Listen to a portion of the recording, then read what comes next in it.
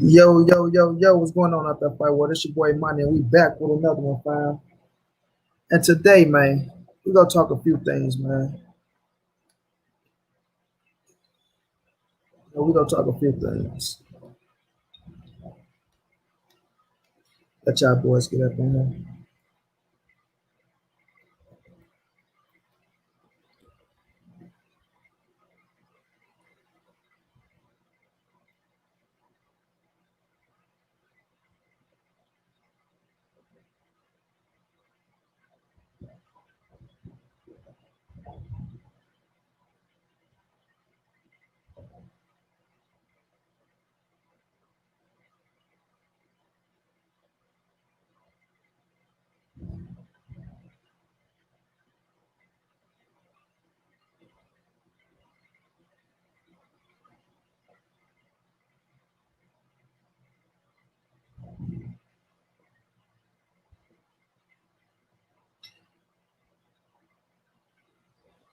What's going down, Jeffrey Deron, Mr. Shelton? What's going down, fam? I had that like button so I come in. My brother BFTV in the motherfucking building. What's going down, bro? Over here chilling, fam.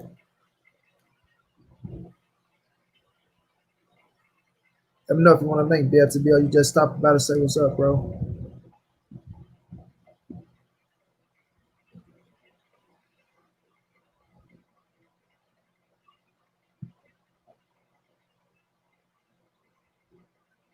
Because Troy talking about some motherfucking shit, talking about I want people get her talking about the Ldbc and shit. Like he showed love to 78, saying how 78 helped him create his channel and shit.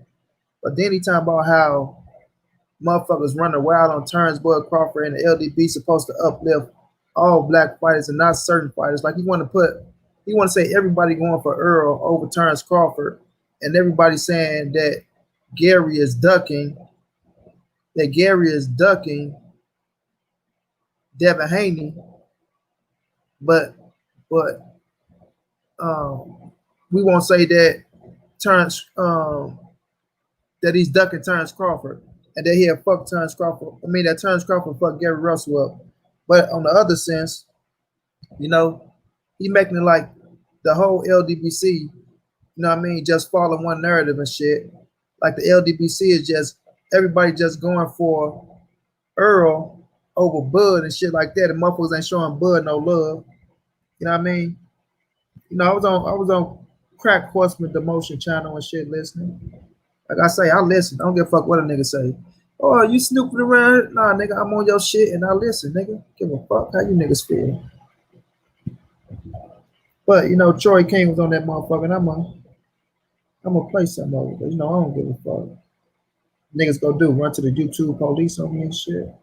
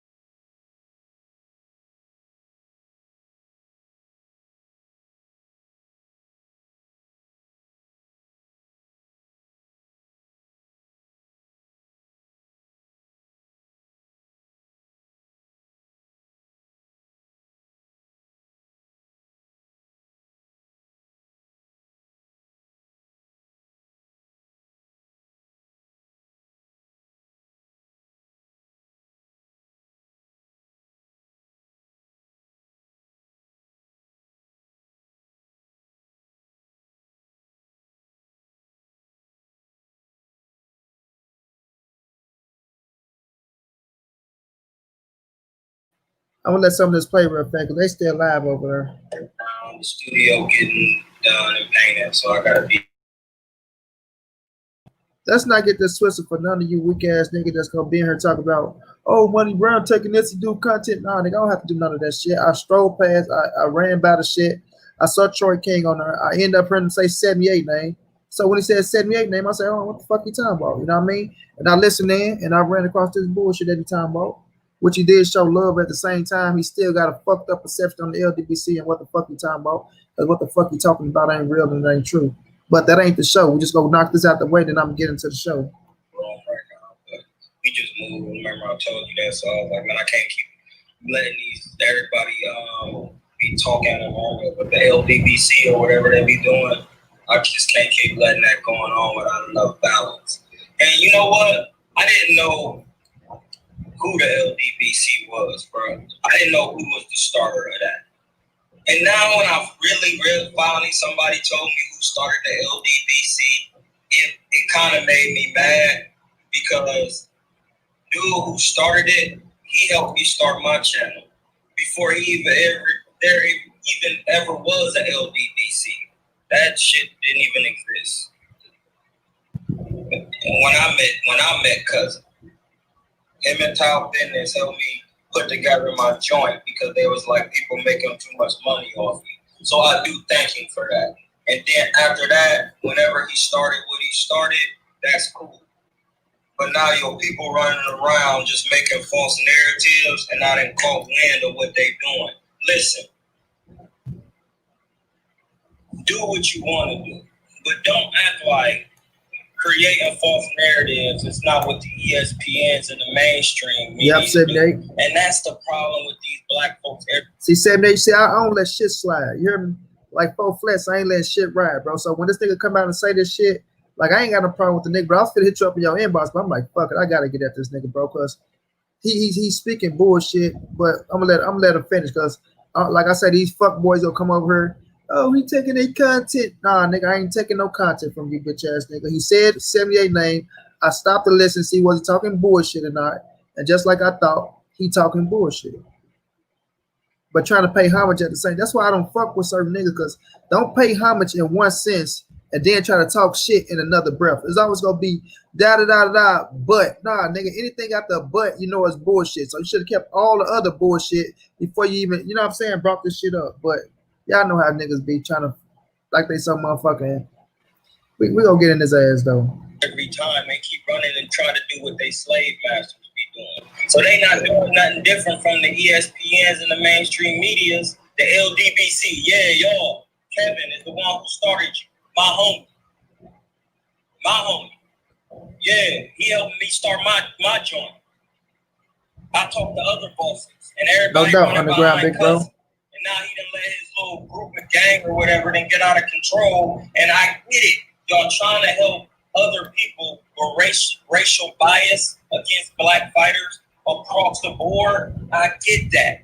But in the light of doing that, you can't start doing the same thing ESPN and the other people be doing. You following the white man again. Because now you got other black fighters who fight for other people, for other promotional companies, and now you creating false narratives about them. Because exactly, boxing ain't on the mainstream platform like it really is no more. They crumbling, bro. It's only on Fox and ESPN right now. Everybody else is about to be gone. We see it. Dude, we know that, right? Yeah, so what is they doing? What they doing is they taking food out of other people's mouth, because a lot of casual dummies who don't know how to sit down and watch what's going on and not follow media, they follow this and then they don't buy pay-per-views and tickets to another black fighter's fight. When the Ldbc is supposed to be lifting up black people as a whole, not just the ones who work for PBC for real. Because if you really want to keep it real, Al Heyman from Cleveland, that's my neck of the wood. So right. I can still run. A nigga always want to steal credit. You understand me? Nigga, you don't know what the fuck going on with the Ldbc. Ain't no motherfucking Ldbc just bigging up no Al Heyman fight. That's how you know you niggas don't watch shit. Niggas heard what they want to hear, bro. Niggas heard what they want to hear, and they want to put their own perception on shit because they got a little fan base and they know motherfuckers to listen to them. But like 78 just said on this motherfucking show, nigga, the Ldbc is running boxing. Whenever you come to this motherfucking YouTube platform, you niggas ain't gonna be able to talk boxing or say shit about boxing if the Ldbc didn't mention some other shit, or they get sponsored, or niggas will come and take this shit and try to make a fucked up narrative behind it before they put a good narrative behind it. But like I say, everything behind a butt is nothing but bullshit. You know what I'm saying? And that's how these niggas getting down. But he on this sucker ass nigga channel. Like I said, they still live, but I'm gonna let it go a little bit more because he said some more shit. But that's how I say niggas be want to be so knowledgeable and shit. They want to be so knowledgeable and act like they got the answers to every motherfucking thing. But they always want to bring it all of back to them. You know what I mean? Everything about me ass nigga. That's what these niggas is. Sensitive ass, everything about me ass nigga. Want all the clout, want all the attention on them like a bitch. You know what I mean? Only a bitch want attention on them all the motherfucking time. Real niggas want to be in the cut, laid back, and point out what bitch you want. You know what I mean? Real niggas don't even want to know motherfucker up in the building. You feel what I'm saying? But these old attention-seeking ass niggas, want to be seen ass niggas, want all the attention ass niggas, and when the heat is on, motherfuckers is nowhere to be found, bro. Boxing. Ohio running all of this with Floyd Mayweather. That's why Devin Haney and Russell ain't fighting. But when Earl Spence was about to whoop your ass in that spawn, nigga, you bag your ass down, King Troy. Oh, win, lose, or draw. I'm going to take it as experience. Now you know you'll get your ass whooped like you talked all that shit. Try to clean that shit up. Floyd telling these niggas what to do. And Floyd was one of the best fighters of all time. I disagree with that. Yeah, you can disagree all you want. I ain't here for you to disagree. Fanon said it. He was from Ldbc. I don't even know who the hell I don't even keep up with all that. Yeah, well, I'm telling you, boy, if you don't keep up with it, let me inform you what's going on out here on the. I don't even think I care. Yeah, well then just let me cook then if you don't care. Good, brother. A word that came from the Ldbc, let me cook. So that's how you know niggas be watching, bro. You know what I'm saying? That's how you know niggas be watching. But my thing with him is you can't take what you heard, bro, and put your own perception on some shit. Nigga go come up and say, oh, the Ldbc only root for all PBC fighters, which ain't even true, nigga. You must ain't been paying attention. You know what I'm saying? Lately. You must ain't been paying attention. You know what I mean? Like I said, he tried to get credit to 78 to run around and say, oh, 78, my homeboy. So, you know, the Ldbc is you know what I'm saying, is big. So I guess when a motherfucker, you know, if somebody gonna get on his ass, now he can run around and say, nah, but 78, nah, man, we ain't trying to hear that shit, nigga, because 78 gonna ride with the Ldbc at the end of the day, nigga. So ain't no way you can come out here and try to say one thing in one breath and then say another in another. You know what I'm saying? Niggas don't do their homework, bro. Niggas don't do their homework. They hear what they want to hear. They want to put their own perception on it, and that's what the fuck they run with. You know what I'm saying? To make them feel like they saying all the right shit. You know what I mean? Or like 78 said earlier, where niggas act like facts, like they speaking facts. Nah, nigga, you speaking a motherfucking opinion, just like every motherfucker else speaking an opinion, nigga. You ain't got no goddamn facts, because if you have facts, you won't be talking about the motherfucking Ldbc go for all the PBC fighters, because you don't even know that shit. You know what I'm saying? Look at this. They say bro spoke to dude one time in life. One motherfucking time. One time. You know what I mean? One time. You did. And a nigga just see 78 name, just how big it is, they want to attach themselves to it. Clout chasing ass niggas. You know what I mean? Clout chasing ass niggas. So that's how I go with niggas like him, man. Like I say, he was a fighter. Salute to you. But I don't give a fuck. You speak bullshit, nigga, you gonna get your ass called out.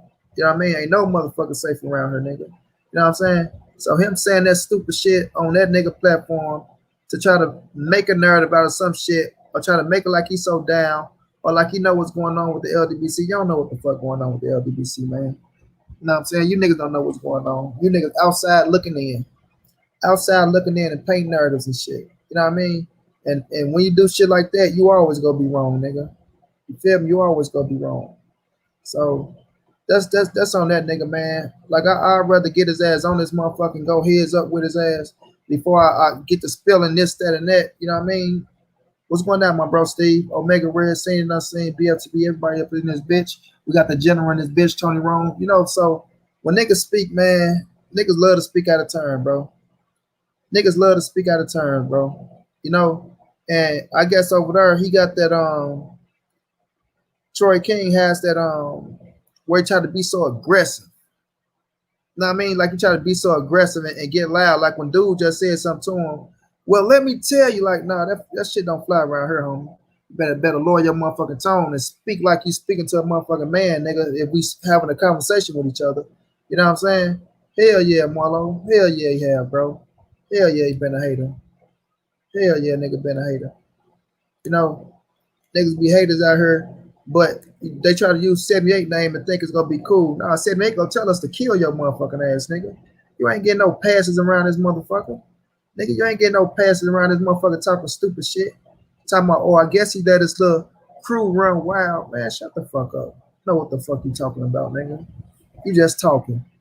You just talking because a nigga think us here boxing, he can fight, that you can speak anything out your motherfucking mouth. Nigga, yeah, you crazy out your mind. Because in the streets, niggas gonna be UFC, gonna be motherfucking everybody, nut grabbing, slam you on your motherfucking face, and you gonna have to reach for that weapon, and then motherfucker else carry one of those too. At the end of the day, this ain't no Queensberry rules, nigga, where motherfucker just gotta throw punches. Nah, nigga, if you're a fighter and your motherfucking hands is registered, anything goes in the streets, nigga. Any motherfucking thing goes in the streets, period. You know what I'm saying? But man, it's crazy. I said he just said what he said on his fucking show. And for me to catch that shit and hear that nigga saying what the fuck he said, I say, boy, if the stars on the line or if a nigga ain't trill talking real shit, that's how I know this Ldbc shit is the realest shit out here, bro. And that's a fact. That's a fact, bro. That's a fact. Even the nigga platform he on had to give it up. He had to give it up. You know what I'm saying? So it's just crazy with these niggas, bro. How they try to make these narratives and run with certain shit because they know the truth, man. They know the truth, bro. Nigga, the Ldbc. But see, and this is another thing. What the fuck was y'all like with 78 said when motherfucker was bigging up Terrence Crawford? And niggas still big up Terrence Crawford in the Ldbc. You know what I mean? Niggas still big his ass up in the Ldbc. He don't know. They don't see the split part. They don't see the split. They didn't see when niggas was going back and forth with each other. This nigga, this side fucking with Crawford. This side fucking with Bud. 78 was fucking with Bud at once upon a time before he started doing all the weak shit. So how the fuck is you niggas really paying attention? You know what I'm saying? How y'all really paying attention? You know? So, man, niggas see what they want to see. But see, that's what happened when the Gary Russell and Devin Haney shit caught fire like that. How that bitch was booming on fire. And niggas sneaking in like them niggas that be in don't want to hit them be the niggas that be hitting the dislikes. Niggas sit up there, look at the whole motherfucking show, hitting a dislike like a hating ass bitch ass nigga, stealing all the content and running back, making these fake ass narratives and shit that they making. That be them type of niggas. You know what I'm saying? When you sitting up in there, you got 9 motherfuckers or you got 6 motherfuckers, you only got 3 likes. It be them type of niggas that be sitting in there just watching, ear hustling like a motherfucker. You know what I mean? Afraid to let you know they in the building, but it's up there and tell, I watch every show. I watch this show. But don't see the nigga not once. Don't see a nigga comment. Don't say shit not one time. Nigga just sitting in there ear hustling, hating like a motherfucker. Hating like a motherfucker, mad, seeing nigga getting all the interaction, seeing all the traffic coming through, seeing motherfuckers donate, showing love, seeing the big dogs on the motherfucking panel, motherfuckers laughing, having fun, and that nigga sitting up there like this. Bitch ass niggas. That shit ain't true. That, you know what I mean, man? Get y'all weak ass out of here, man. Weak ass Negroes, bro. Weak ass Negroes. Monty Brown, tell Troy King if he won't smoke, man, everybody got smoke for that nigga, bro. Everybody got smoke for that nigga.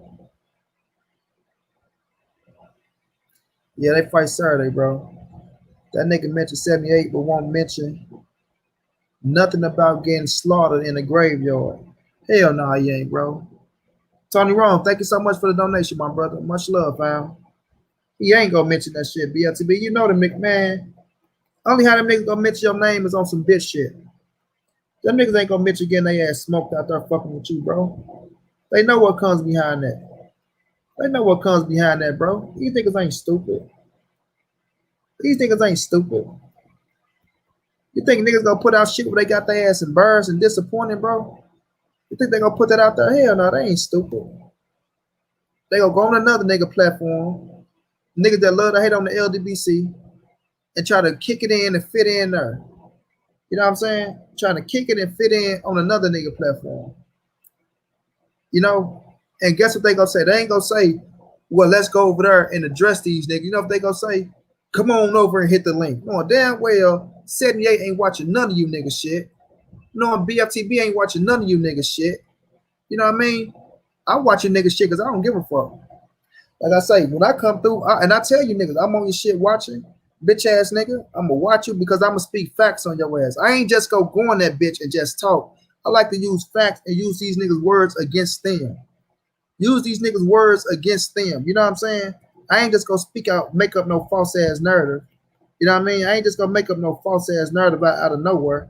You know what I'm saying? Vincent Roof, thank you for the donation, bro. Much love, fam. I ain't finna make no false ass narrative out of nowhere, nigga. The shit I use is gonna be your shit. It's gonna be your voice coming out your mouth. And then I'm gonna say, bring your punk ass over here and we can dispute what you said. You know what I'm saying? We gonna dispute what you said. Period. You know? But it's just funny, bro. It's just funny. Like I say, how niggas can try to use 78 name in a good light, but knowing they about to say some bullshit right after. Knowing they about to say some bullshit. Like I say, anytime you hear a nigga say this, in a butt, you might as well forget about whatever the fuck you said in the beginning. Forget about it. You know what I'm saying? Forget about it. Because you already know what's gonna happen. You already know you're gonna come with the bullshit. You know what I mean? And that's what these niggas do, fam. That's what these niggas do. That's how these niggas get down. That's what they do. That's how they get down. You know what I'm saying? Niggas trying to come up with a bunch of fake ass, punk ass, weak ass shit. Let's go. Man, I'm trying to tell you, man. I'm trying to tell you. I'm trying to tell you, bro. We speak on the Ldbc, man. Put some motherfucking respect on it. JTT, salute, my brother. Hey, I was trying to jump on the Smoke City. JTT, shit, he said you was to send a link. I was waiting for that motherfucker, but I stuck it out. I rolled that bitch out all the way through. Maybe next time I'll be up on that bitch. Okay, yo, thank you so much for the donation, my brother. I appreciate you, bro. Thank you so much. But yeah, bro, I just hate like when I see niggas do that type of shit, trying to speak on the Ldbc, but speaking out of turn. Man, get the fuck out of here, bro. Get the fuck out of here, bro. You fucking right saying it, I'm saying anybody can get it. Anybody can get it. I already know, BLTB. That's the name of the game. If you ain't fucking a nigga up and putting him in the ground, ain't no sense of doing it, bro.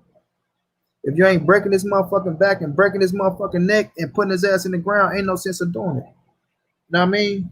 Nigga, we do it to kill. We don't do it to play with a motherfucker. See a nigga walk down the street the next day saying, okay, you learned your lesson. No. One try, kill your motherfucking ass. That's it. One try, killing your motherfucking ass. That's it. Ain't no playing with nobody these days. Ain't no, oh, he'll learn his lesson. Nope, not in these days, motherfucker. Not in these days. If you ain't got it right the first time, you ain't gonna get it right. You dig what I mean? First time, you a dead motherfucker. You dig? Especially when you speak out of turn. The niggas not letting their guards down. The niggas not getting fooled or tricked by none of you niggas no more. None of that shit. Ain't no playing both sides of the streets, nigga. Either you're on this side or you're on that side. Other than that, fuck you, bro.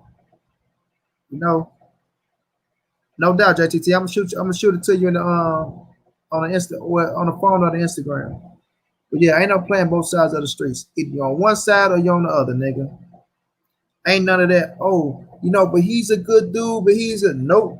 Nigga, either you're on one side or the other. Fuck all that friendly shit or all that trying to make it sound good or you know what I'm saying?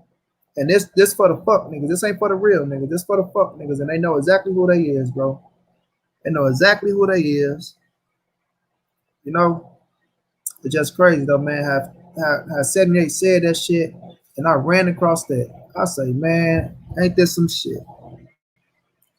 Ain't this some shit? Hell yeah, Omega Red. Armani Rivers, what's going down? Hell yeah, bro. But that's why I say niggas speak out of turn on the Ldbc, bro. They ain't got a clue what's going on. He ain't gonna sport Spence, man. Spence gonna break his ass. Spence gonna break him.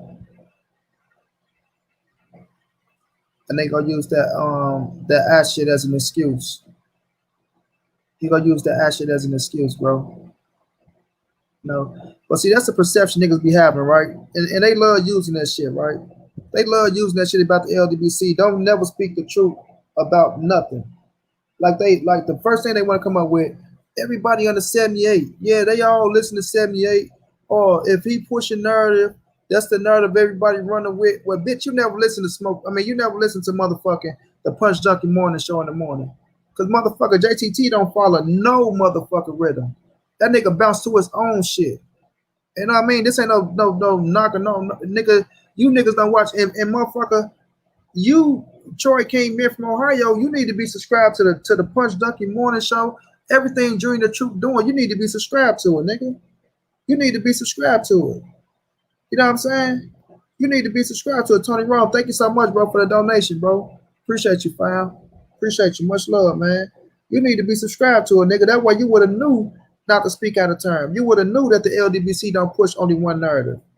But see, that's the fake shit y'all niggas do because y'all listen to bitch ass niggas and y'all try to take that shit and run with it, bro.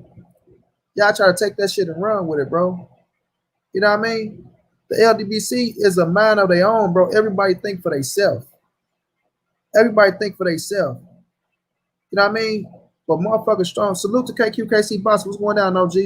But motherfucker just strong-minded and strong-willed that the real shit is the real shit. And the majority of all the time, you gonna see motherfuckers agreeing with each other. But when y'all niggas come out here, man, try to say, oh, they following they slave masters, they doing the same thing they doing, man, get the fuck out of here, bro. I know, JTT, nigga, I listen to everything you do. I listen to everything you do. You know what I mean? Everything you do. And it's all real shit. And it's all real shit. You know what I mean? But they come out here with this weak ass narrative and shit, talking about, oh, yeah, man, they riding with this person, they ride with that person. Man, get the fuck out of here. All right, send me. I'm finna send it right now, bro. Oh man, the general is coming through, blessing me on this motherfucker. You know what's going down. You know what's going down.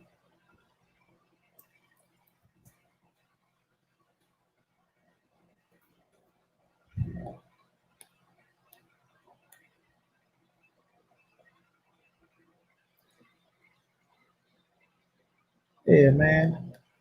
These niggas be clowns, bro.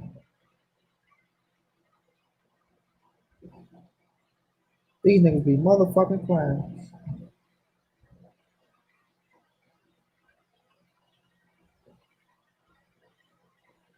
Sent 78, bro. Sent to the phone.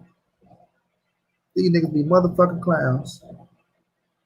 Laugh out loud, Junior the Truth. Everybody speak their mind, man. Exactly, Tony Rome. Everybody speak their mind, man. Everybody got their own way of thinking, bro. But I say it be them niggas that be in the background, sitting in that motherfucker pissed off mad. You know what I'm saying? Pissed off mad. Don't know how to control their motherfucking self.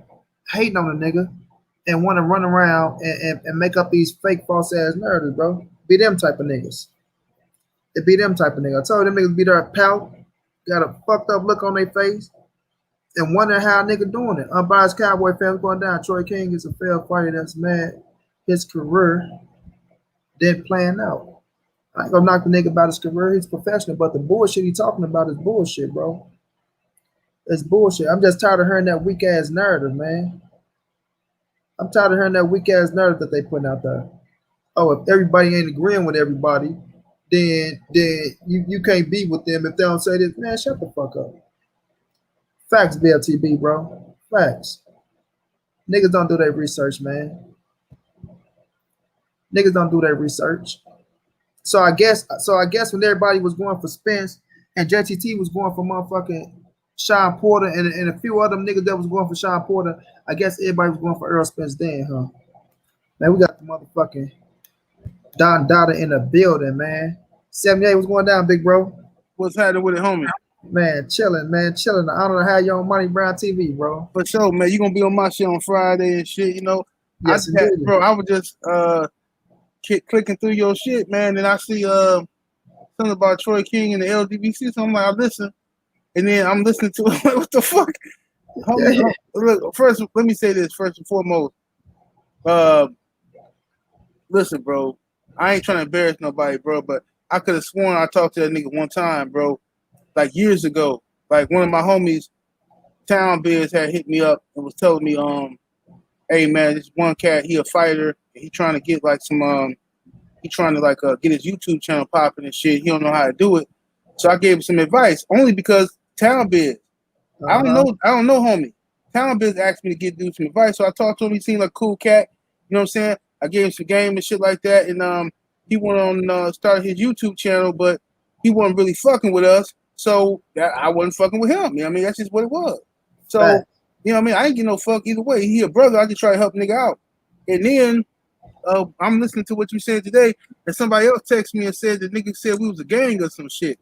Like that's like some white supremacist bullshit or something. Like calling us a motherfucking gang. Like, you know, and one thing I can't stand is for dudes who wasn't here when all this bullshit started in the YTBC, the YouTube boxing community. Dudes who wasn't here at that time to come around and act like we pushing some narrative or the Ldbc is some type of issue, bro. Motherfuckers was shitting on black fighters and black boxing fans all day long. Monkey, nigger, Flow-Mo. We was out here supporting any black fighter you support, motherfucker was calling you a Flow-Mo, a nigger, monkey, ape, all kind of shit. Bananas and watermelon all in the chat. You know what I'm saying? We came in this motherfucker organized and shut all that shit down. Now they over there by the goddamn self, right? So homie said some shit about Troy King said some shit about he knew me before the Ldbc. Bro, get the fuck, bro. What is you I don't know you, nigga. What is you talking about, fam? What is you bro? I talked to you one time, I think. You know what I'm saying? I don't even know what this nigga talking about. He knew me before you don't even know what the Ldbc is, bro. I had the Ldbc in 2015. When did I talk to you? I don't even remember what year it was I talked to you, fam. So I don't know what you talking about. This nigga like this is like the definition of cloud chasing. At his finest, 78 at his finest, because I'm listening to him and shit, and he go, like, I already know when a nigga say but, I'm like, here go the bitch ass shit. Yeah, my homie.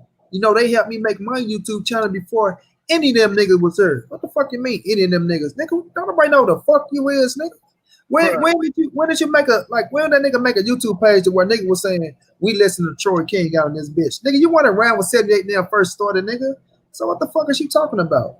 I don't know what, dude. I think the brother has misspoken grossly. I think he wasn't educated on what the fuck the Ldbc was and when it started.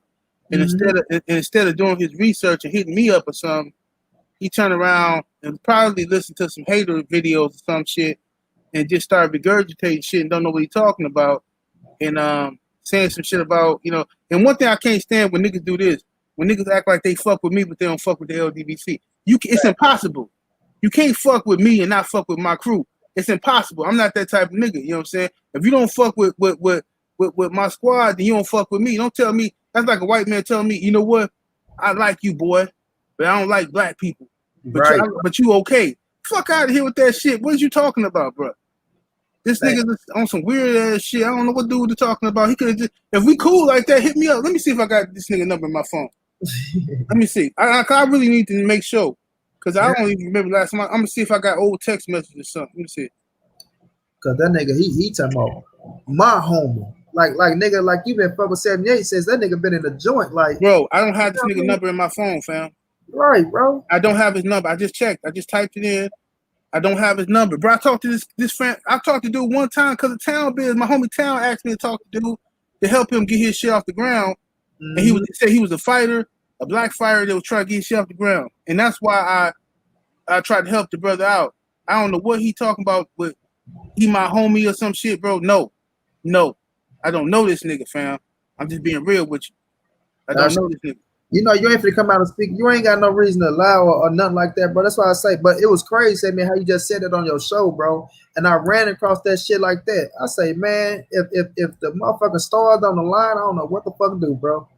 I don't know what to do to run up in there on the mix. You know, I listen to the haters, bro. You know how they say, keep your enemy close and not keep your family close and your enemy closer, friends close, enemy close, however that shit go. Right, friends close, enemy close, absolutely. But I listen to these niggas say that because I don't want to, like, because you know me, I get at their ass, but I ain't finna come out here and make up no fake ass narrative like that nigga doing. Nigga, it's gonna be your words, what the fuck you said, and we can contest it afterwards. You know what I mean? And that nigga coming there, and like I say, bro, they all want to use you because they know how big you is, bro. They know how you stuffing. They know, like you said, the Ldbc run this boxing shit. They can't take that away. They can continue to try to say, oh, it's for the blacks, but nah, nigga, it's for all the boxers now. Because you got white motherfuckers tuning in, you got motherfuckers from across seas tuning in. Nigga, like you say, the main thing is our people first. But nigga, we all motherfucker. It's for the Mexican fighters, everything. You can't get away. If you talking about the internet, if you talking about the motherfucking YouTube, the LDBC running this shit is no way you can get around it, bro. No way. And they know that shit. That's why when they speak, and I tell you, say that they be them niggas that be in there listening like a motherfucker. When you be like, hit the like button, we got X amount of likes in this bitch, right? And fucking likes ain't hit. It be them niggas, bro. That we just they're hustling like a motherfucker, bro. And you know it's crazy. I was just talking about this shit tonight, bro. Shit like this. I don't know what's going on. I haven't heard dude video, but at the end of the day, I heard enough, and I know people texted me and it said. People said dude was calling us a gang or some shit. Something about he don't join gangs and like, bro, just the fact that you even call us a gang, who we didn't jump, who we didn't kill, you know what I'm saying? Who we didn't rob? What is you talking about, gang? You know what I'm saying? Let's run it back. Listen to him right fast. Let's just run it back. Listen. It's with Floyd Mayweather. It ain't that long. We Just don't like it really is no more. I talked to other bosses and everybody wrote for that. And then after that, whenever he started what he started. There you go. I didn't know who was the starter.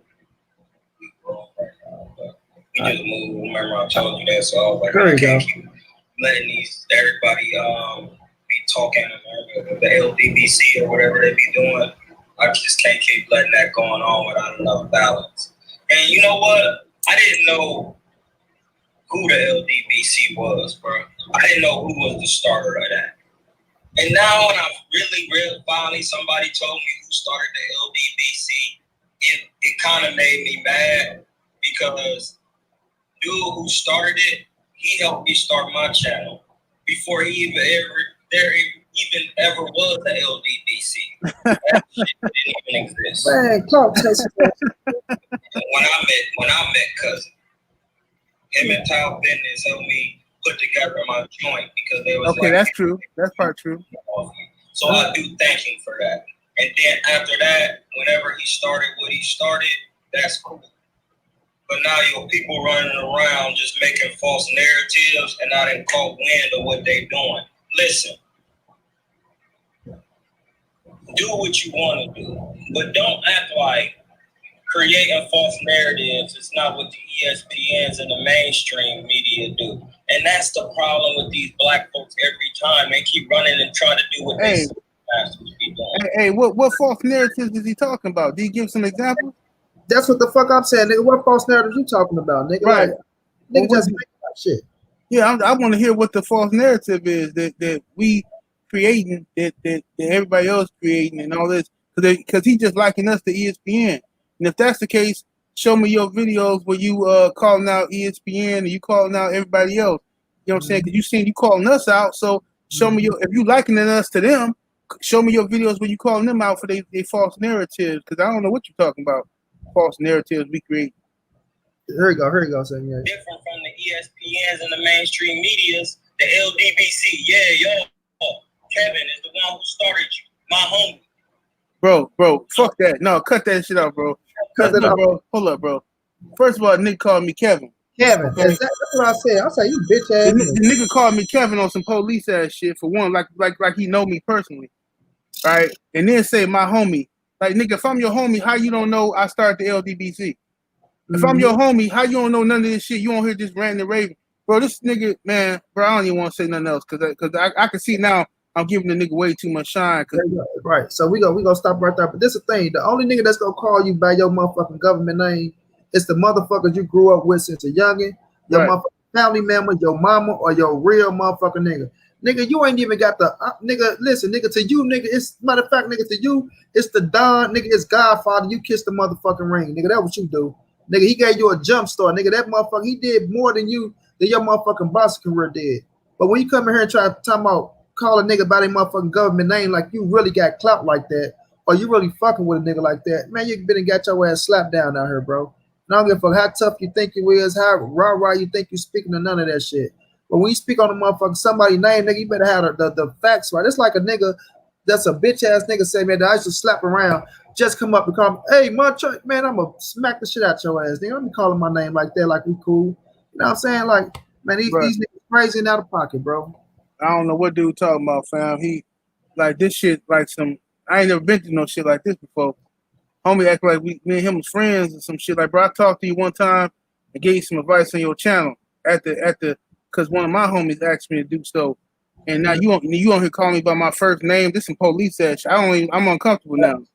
Nigga, like, don't nobody call me by Kevin. No, not Black Fight fan, not Blood, not Junior. Nobody called me Kevin. So who the fuck is you, fam? Like Kevin. Like you trying to put extra on it like you know me or something. This nigga, that's some police shit. I'm gonna fall back on that. Yeah. You know what I'm saying? That's some weirdo shit. You know, we gonna handle his ass. This nigga, it ain't even, you know what I mean? Like, when I heard it, I said, oh, yeah, I gotta get this nigga. Because I was gonna hit you up first. I say, nah, he cooking right now, but I'm gonna get this motherfucker, boy. I'm gonna get his ass. Because I've been saying it when he was fucking with Ego and shit, and they fell out and shit like that, but it's just the little way he come off, bro.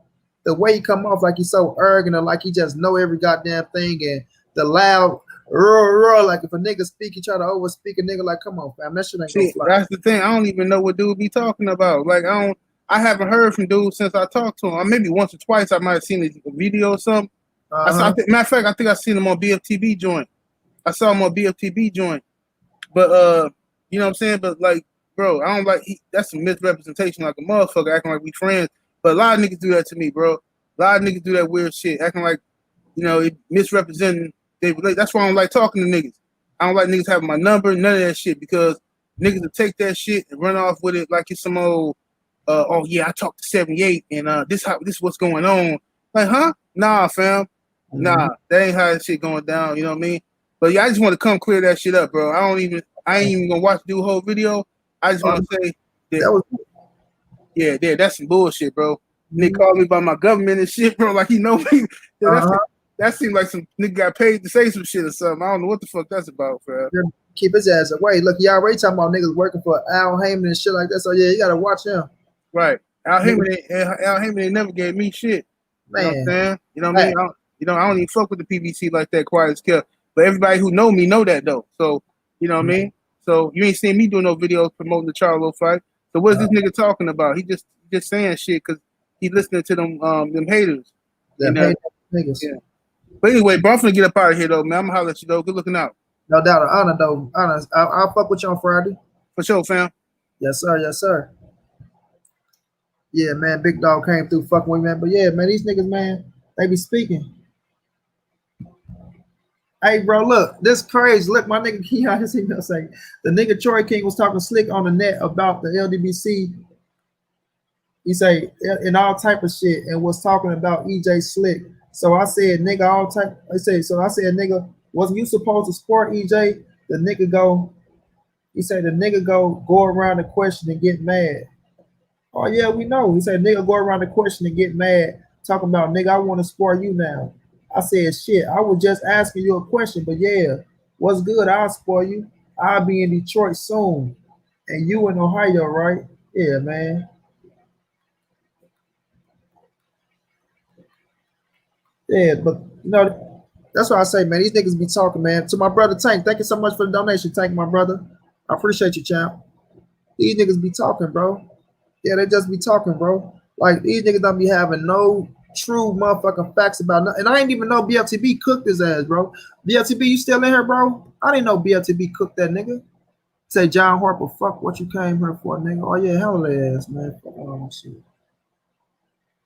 I never knew BLTB got in his ass, bro. I never knew he went on BLTB show. Was this recent or you know what I'm saying?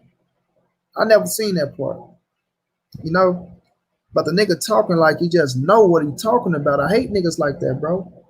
I hate niggas who be talking like they know what they talking about, bro. You know what I'm saying? I hate that shit, bro. And they be really like they telling the truth. Nigga act like they really be telling the truth, bro. You know? Like, man, you ain't made no goddamn sense or none of that shit.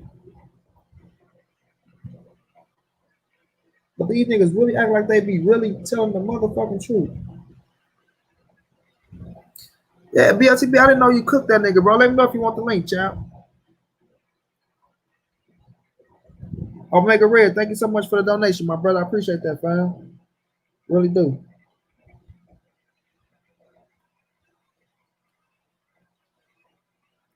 I'm gonna drop the link in the chat.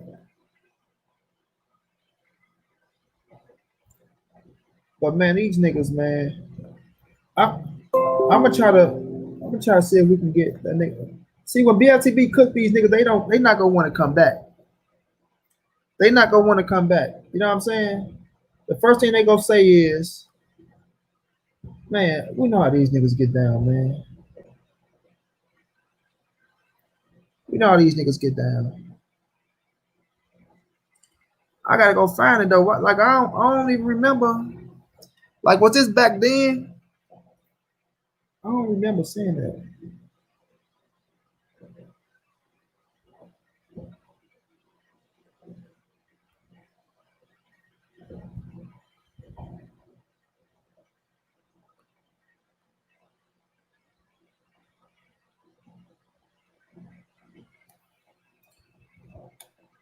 Got my brother Keon in the building. Keon, what's going down, child? What it do, money? So what you said the nigga said, bro? Yeah, so I just had hopped on YouTube. So I'm subscribed to the nigga channel. I ain't seen him on there in a long time. So I'm like, let me, you know what I'm saying? Let me go in here and see what this nigga Troy talking about. Cause I used to see him on Ego or whatever. Right. But That's why I remember seeing the nigga from the Ego channel. Yeah. So it is what it is. I ain't got nothing against the nigga, So I go in there and the nigga talking, the nigga, he always been talking slick about EJ. Cause I don't know, back years ago, he was talking a gang of shit about Arrow. And then Arrow I remember everything he said. And Arrow was like, you know what I'm saying? Tell a nigga I'll spar the nigga, I'll beat his motherfucking ass, Yeah, so that's when he got his little ass fucked up or some shit. The eye wreck.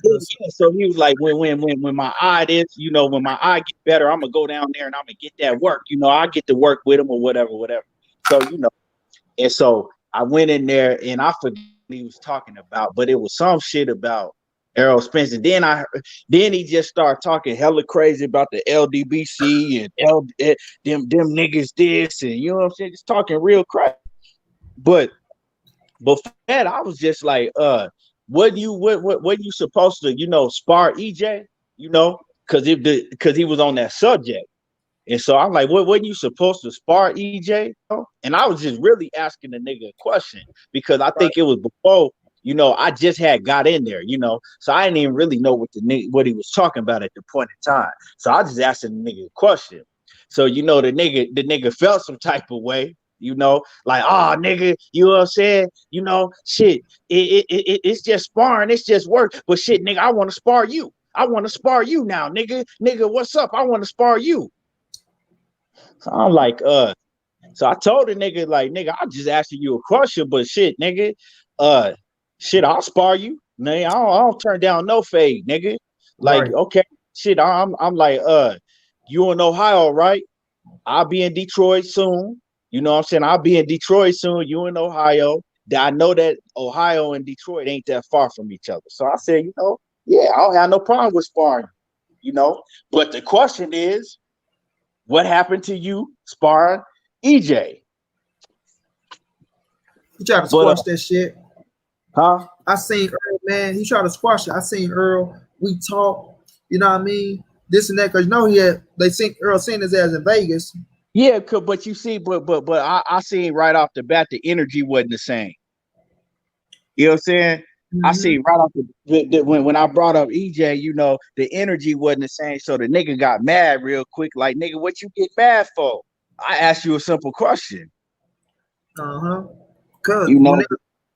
that's when you hit home on they motherfucking ass. Cause niggas like that, they got that. Like I said, he got an ego problem, to where he talk. And like I said, when I just listened to him talk on the other nigga channel, another dude was trying to talk to him. He just being aggressive. The nigga had to tell him, like, hey, Troy, calm down, man. It's my people over here, man. Like, cool. Well, yeah, everybody go get this work.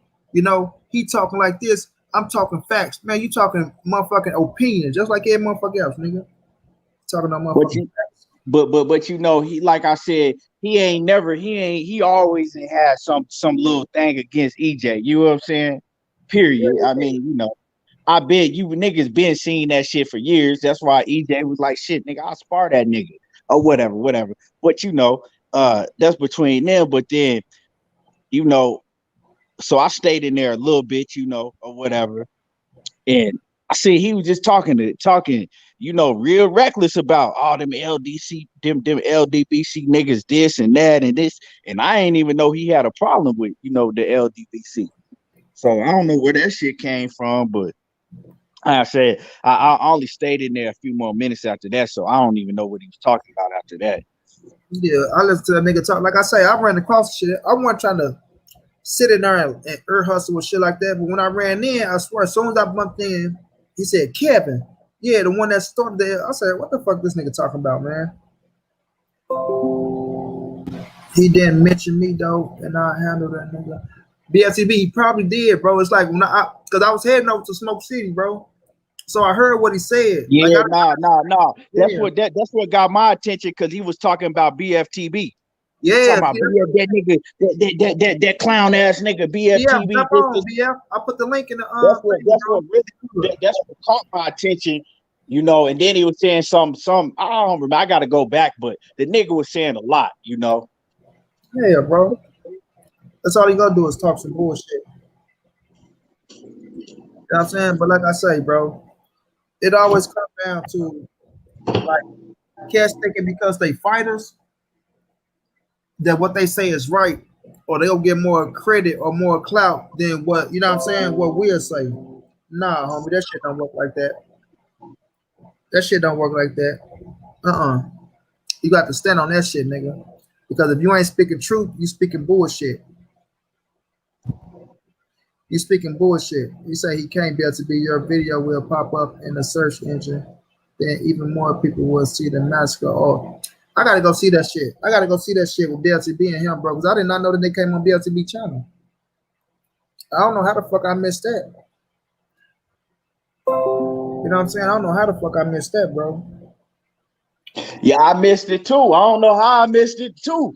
I ain't even see that shit. You know what I'm saying? Yeah. I ain't even see it. But I'm gonna go back and find it though. Yeah, I gotta go find that. BFTV inbox me that joint. Yeah, I need to see that shit. Yeah. So, you know, like I said, I didn't even know what the nigga was talking about, you know. Shit, yeah. I was really asking that nigga a simple question, like, you know, shit, what happened between, you know, when you supposed to spar the nigga EJ? Because you always talking about, like, he always talking about the nigga like he ain't got skills and, you know, all of that. Like, he ain't, you know what I'm saying? He basically, what he be wanting to say is the nigga EJ ain't shit. You know what I'm saying? That's basically what he be trying to say in so many words. But like, why, what happened with you getting that work with him though? Because you a professional fighter. You know what I'm saying? You know what I'm saying? You a professional fighter.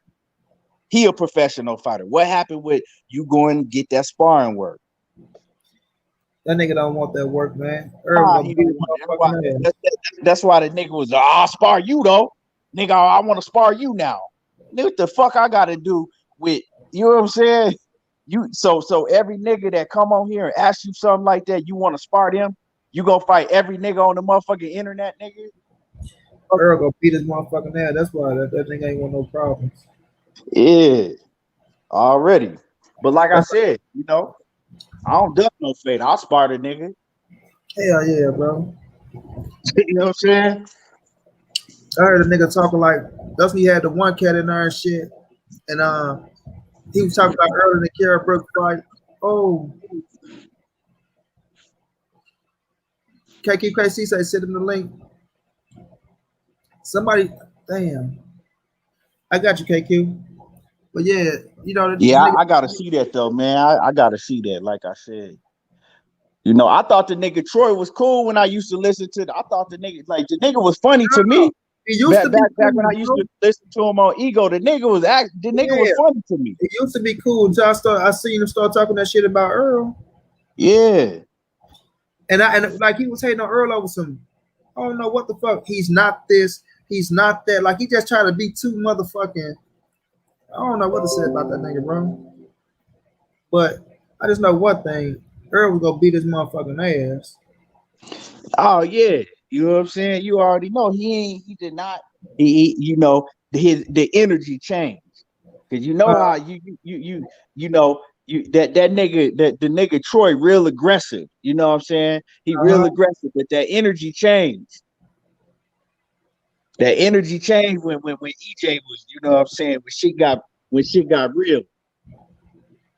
That nigga, yeah, I saw EJ at I seen EJ at in Vegas. I seen him in Vegas. And the nigga try to say this and say that, like, nah, nigga, keep that same energy you was talking about. They keep that same motherfucking energy. See, it's a different story. Both y'all niggas professional fighters. Now, nigga, keep that same energy, and you got to be able to back that shit up that you've been talking about that nigga, because you a fighter just like he is. For real, you hear me? His ass knew what it was though, talking all that shit when he was in the little gym. But now, because he knew it was getting close, he knew that motherfucking eye was healing up. Yeah, when I get my eye healed, you know, I'm a this and that. You know, we ain't trying to hear that shit. As we say 1 for 19 with 11 turnovers.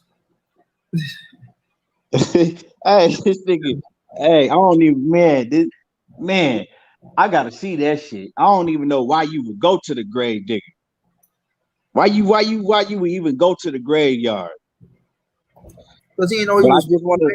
I want to let one thing clear, and let BFTB know, when this boy get whooped, I'm coming to the graveyard, and I'm taking over the graveyard. I'm coming to the graveyard, and I'm taking that motherfucker over when your boy get whooped, BTB.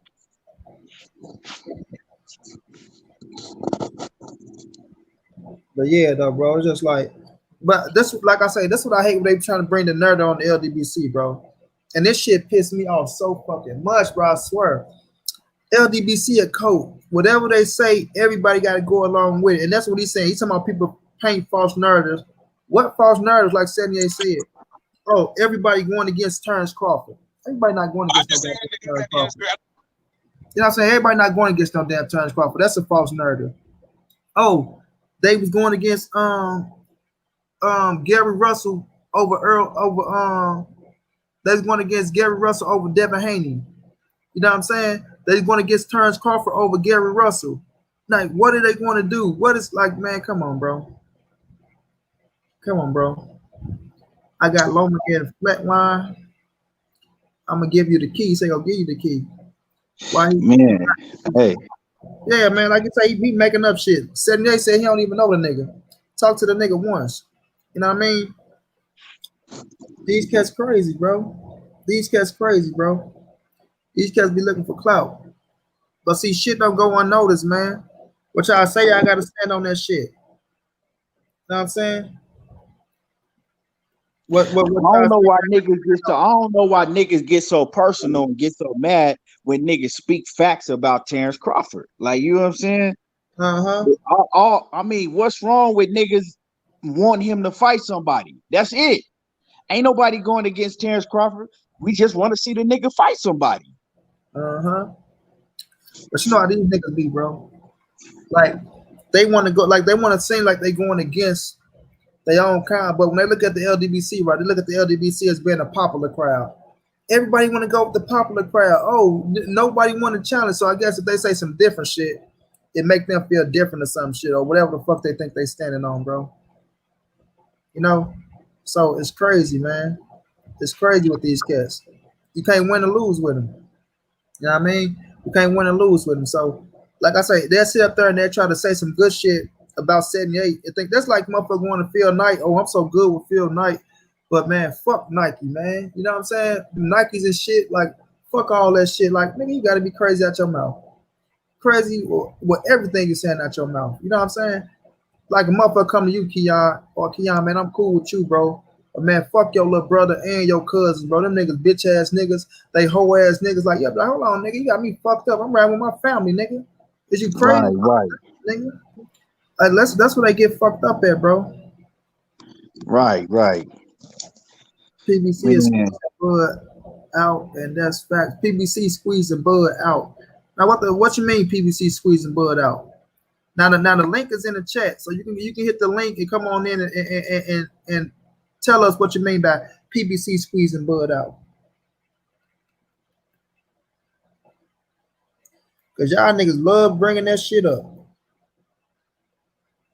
Y'all love bringing that shit up. PBC squeezing Bud out. But it's funny because when you ask Bud, when you naming opponents that's on PBC, he got an excuse why he don't want to fight each and every one of them. So the only motherfucker that's shit that he's saying out of his own mouth.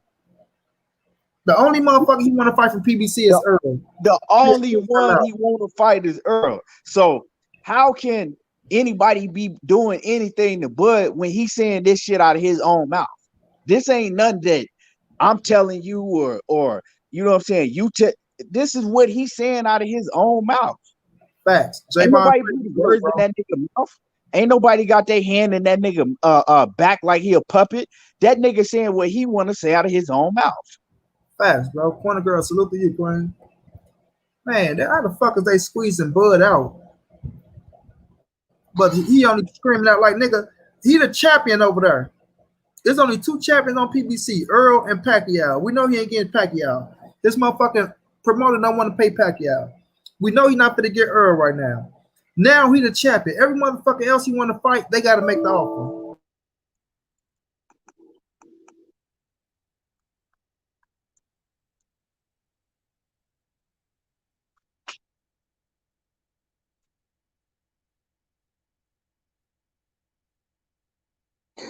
Yeah, Money, you still there?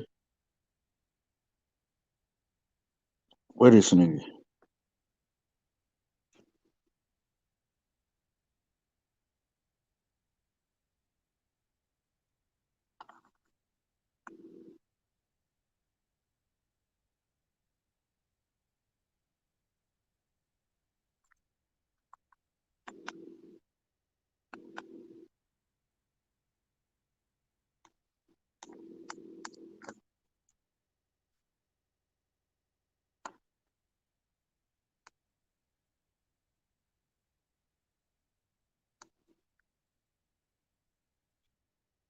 Yeah, I don't know what happened to Money, y'all. Shit, I don't. Oh, you still there? Yeah. Okay, yeah. Booty my ass clean up out this motherfucker. I don't know what the fuck. But yeah, the only motherfucker he want to fight is Errol Spence. Errol Spence. You know, and that's why I say niggas be looking at and that's what it was. He's already looking at BFTB shit, watching BFTB, making narratives off of that. You know what I'm saying? This is my thing, though. Maybe, you know what I'm saying? This is my thing, though. You know what I'm saying? Every time I didn't watch Troy King, I see him always mentioning, you know what I'm saying, other niggas with other channels and shit. Like, nigga, you know what I'm saying? That maybe that's just me, but nigga, do your thing. You know what I'm saying? Why you worried about what these niggas is doing on their channel? Like, if you disagree, you know what I'm saying? Go, that's what you got your own platform. Go to your platform and talk about what you want to talk about on your platform. You know what I'm saying? I don't agree with everything you say. I don't agree with everything BFTV say or who, you know what I'm saying? You always. I'm not gonna go on there and be like, you know, I seen this nigga BFTV and he was talking about, and this nigga Money Brown, this nigga sound like a clown because this bitch ass nigga was talking. Nigga, that's their opinion. You know what I'm saying? Like what's like some niggas is they just be on some other shit, you know. I told you, bro, them niggas be going that clout from the Ldbc, bro. Man, they said the best, bro. And he ain't lying. He ain't lied about one motherfucking word. Niggas gotta use the Ldbc when it comes to this boxing shit on this YouTube, on this platform. Niggas ain't gonna get away, bro. And it's real shit. It's real shit because I jump over and I see that nigga talking about sitting there. Even the cat who platform he was on was talking about the Ldbc. You know what I'm saying? So it is what it is. Facts are facts. You can't get away from that shit. But it's like when they want to come and try to make a point, like every time a nigga try to make a point, they try to use the Ldbc to push that whatever they trying to push to make their point, bro. And it be just nerve wracking to me sometimes. Like, damn, nigga, why you just can't say what the fuck you want to say or make your point without using the Ldbc? Or they just going for nothing but black fighters.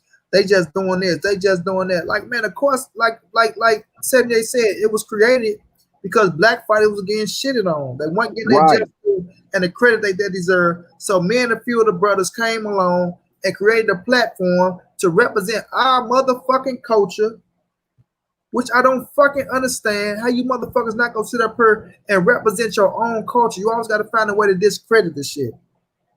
When a motherfucker Right, trying to right. build your black ass up.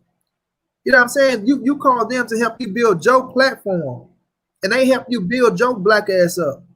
But now that you feel like, some years gonna pass, you done did whatever you did, you in position. I think you're a trainer now. You be training white people and all type of motherfuckers.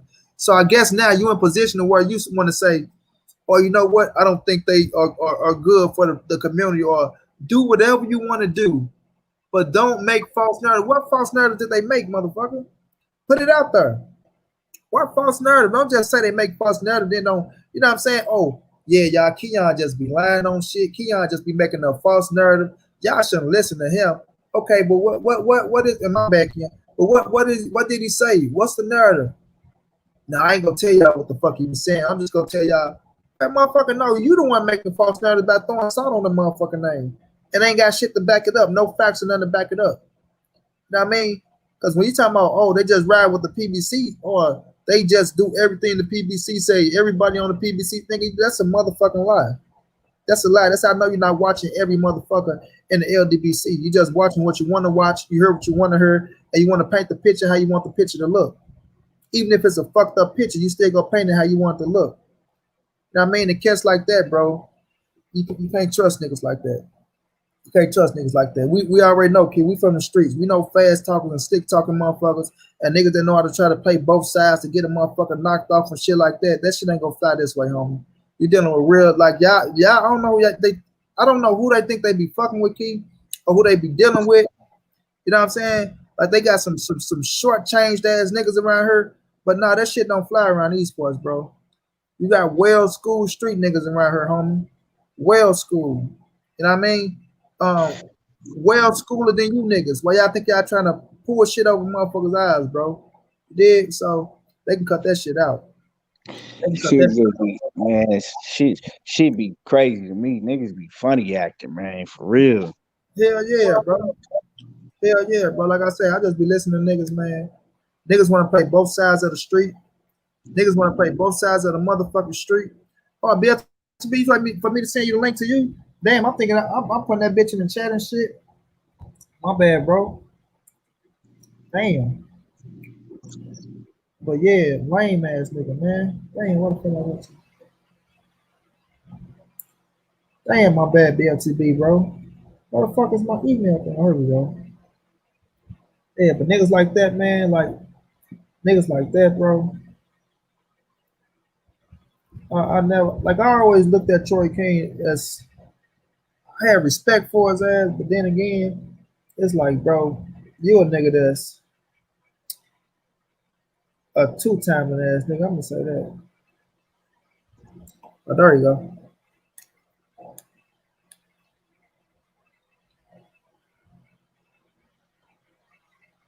Straight finals, what's going down, bro?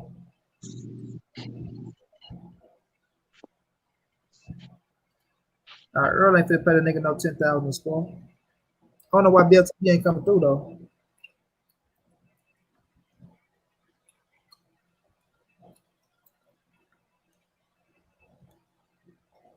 BF, go out and come back in, bro. You see how BFTB, you see how it's black right there? That's what I'm saying. You see how it's just rolling. He ain't coming in. I don't know what's going on.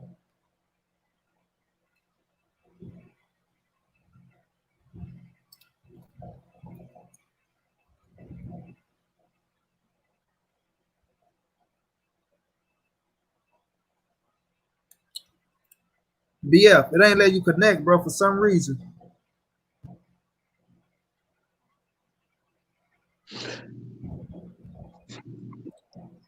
He be swearing though that Errol Spence ain't got skills like that. Yeah, man. That nigga can't fuck with Earl on no level.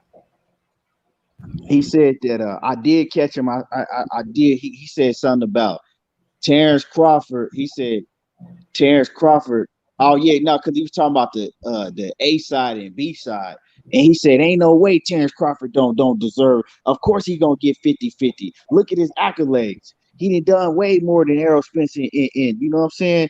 This, and that. Like, nigga, what is his numbers doing? Who is checking for his fights like that? Warren Henry. The nigga can't, huh? And I would salute Warren Henry.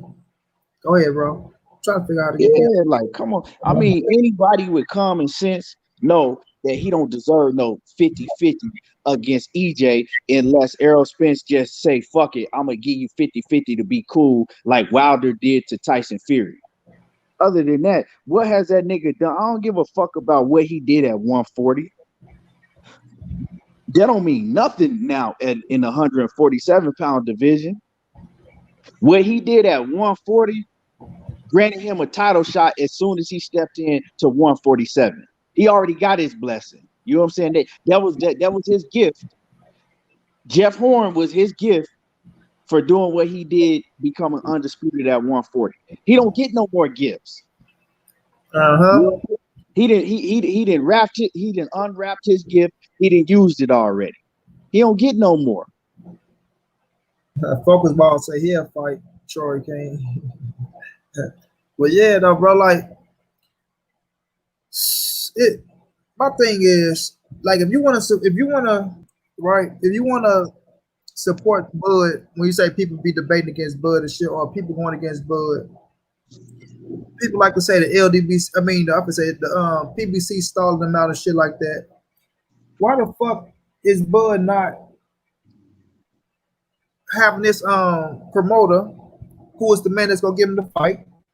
Why is he not having Bud? I mean, why is he not having this promoter send out the offers?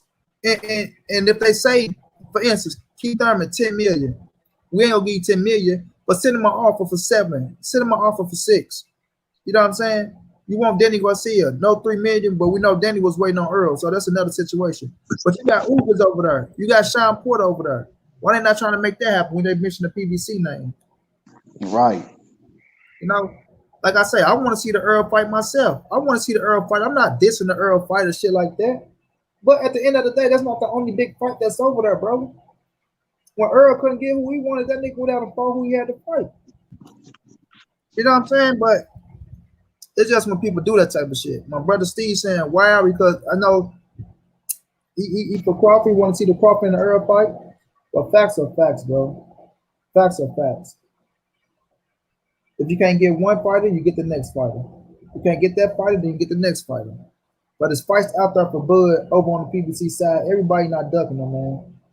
Everybody not ducking. So when Kes put that narrative out there, bro, they need to have some facts behind that shit.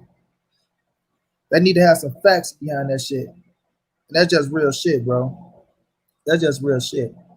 No.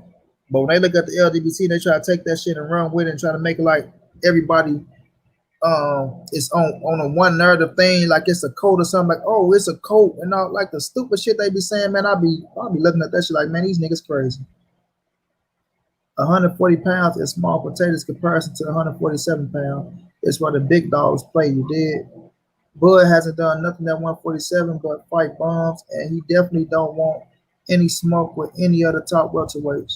I ain't gonna say that, Javon Freeman. I think that's a little too harsh because I give him credit for Kell Brook. You know what I'm saying? I mean, sorry, I give him credit for Jeff Horn. I give Bud credit for Mean Machine. I give him credit for Benavidez. I give him credit, man. I give him credit. But it ain't the big boys. It ain't the big boys. Now, credit, Jeff Horn did beat Manny Pacquiao. He beat him to become the WBO champion. But I say this, who at 147, which are the big boys that won't beat him? I picked everybody to beat Jeff Horn. Everybody wanted a piece of Jeff Horn because they knew they could have knocked him off. I really thought Pacquiao won the fight. I thought Pacquiao won the fight. But nonetheless, he got the nod, so I'm not for the shit on him, bro. And Bud did what he had to do to become the champion. But now, when you got Sean Porter and his daddy saying they coming for you, you know, you got Ugas over there still. We're going to see what happened, man. We're going to see what happened. No, but Kes putting out these narratives. Kes putting out these narratives that's on his bullshit. That shit ain't gonna fly, man.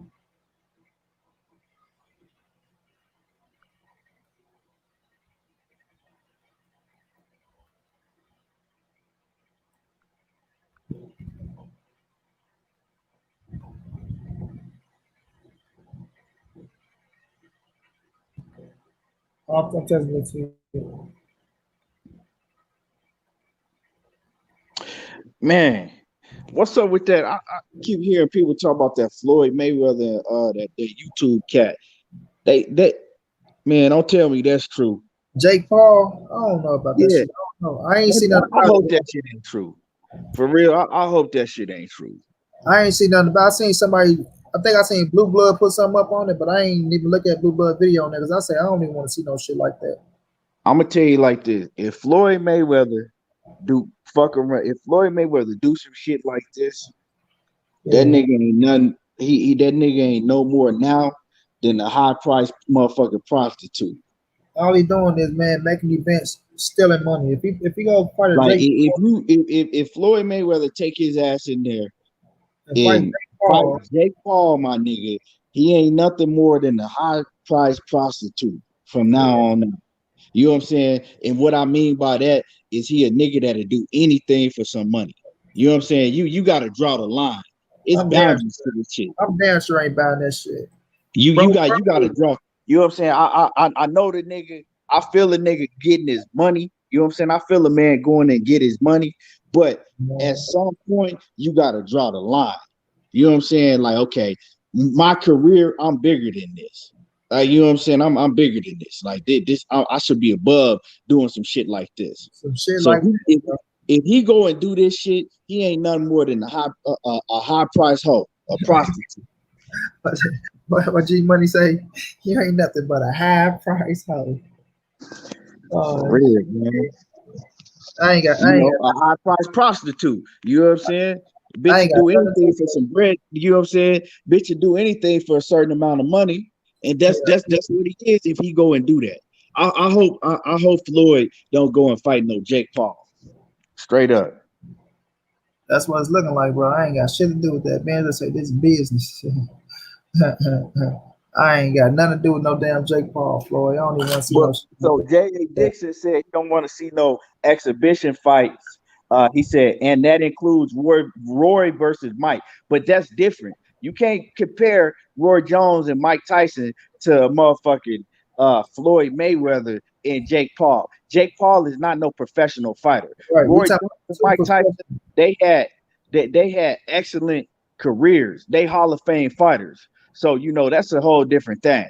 If they gonna get their money, you know, if they gonna go and get their money, I don't got no problem with that. But if you got considered the greatest fighter of all time by a lot of people, and you going in there against a motherfucking YouTube sensation, come on, bro. You got to be bigger than that. You got to be above some shit like that. Like right. now, you just showing that you'll sell out and do anything for some money. You know, you'll sell your soul for a motherfucking dollar if it's the right amount. Yeah, And I can't get down with that. I ain't trying to see no shit like that, man. Cause Freeman talking about what if Jake Paul gets a lucky punch? Man, come on now, dog. You know, come on now. You know better than that. Ain't nobody even trying to entertain that shit, bro. Come on now, man. Entertain that shit. You know what I mean? Damn sure ain't trying to entertain that shit.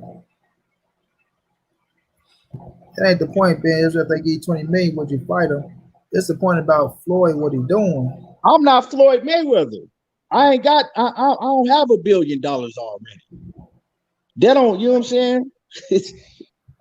I'm not a Hall of Fame fighter. I'm not considered the best fighter in the, you know, ever by a lot of people. So the question that you asked don't even make sense. Man, I want my brother Ldbc to jump in this bitch, man. BF, find a way, bro. Of course, Jake Paul gonna get in there and, you know, get his money, but that ain't the point. We talking about Floyd Mayweather. Fuck is you in there fighting YouTube dudes for? But like I said, I don't know if it's true, but I hope it ain't.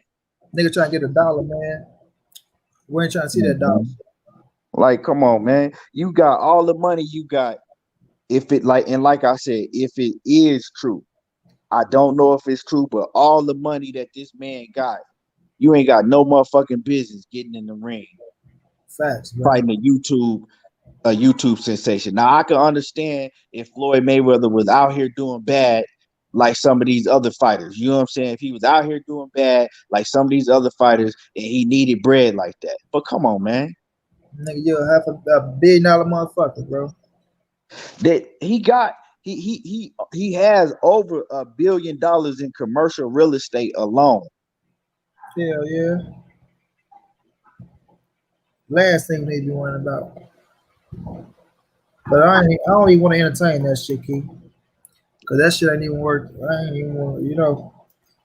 But let's I was talk gonna about say I was gonna say something, but I don't want to get your channel shut down. So yeah, we go ahead and move on. yeah, man. Cause that shit ain't time about nothing. No. Yeah, But these haters and these clout chasers out here, boy. Like, man, these boys need to be ashamed of themselves. These boys need to be ashamed of themselves now. You know, man. they want to make up false narratives. Want to say the next person making up a false narrative, but we already know what it is. We know what it is. But let's talk about these upcoming fights. Key on Saturday, bro. Jaron Ennis is back, and we got motherfucker. I say Jaron Ennis, and who the main event? Oh yeah, my dog Lubin. That's a real Gausha, bro. Lubin and Terrell Gausha. But first, let's start with Ennis, bro, because a lot of people, you know, they really high on Ennis. I do like his skills too. Like I say, I'm working on boys and Ennis the pops. You know, they really high on Ennis, bro. You know what I mean? Right, And, right.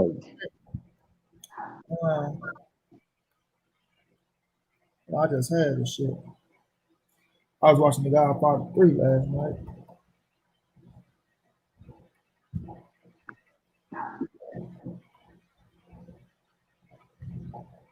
Yeah, but Jaron Ennis. Juan Carlos Abreu, 23 with 23 and 5 with 21 knockouts. We all know Juan Carlos Abreu from Dominican Republic. Y'all don't know him. But that's who he went up against. What's your thoughts on that, Mikey? Well, I had talked about this on my show. I think last week I talked about it, and what I was saying about it is like you got Jaron Ennis. You know, everybody high on Jaron Ennis. Like I said, when I watch him fight, he impresses me. I Yeah. think you know what I'm saying. The sky's the limit for Jaron Ennis, right?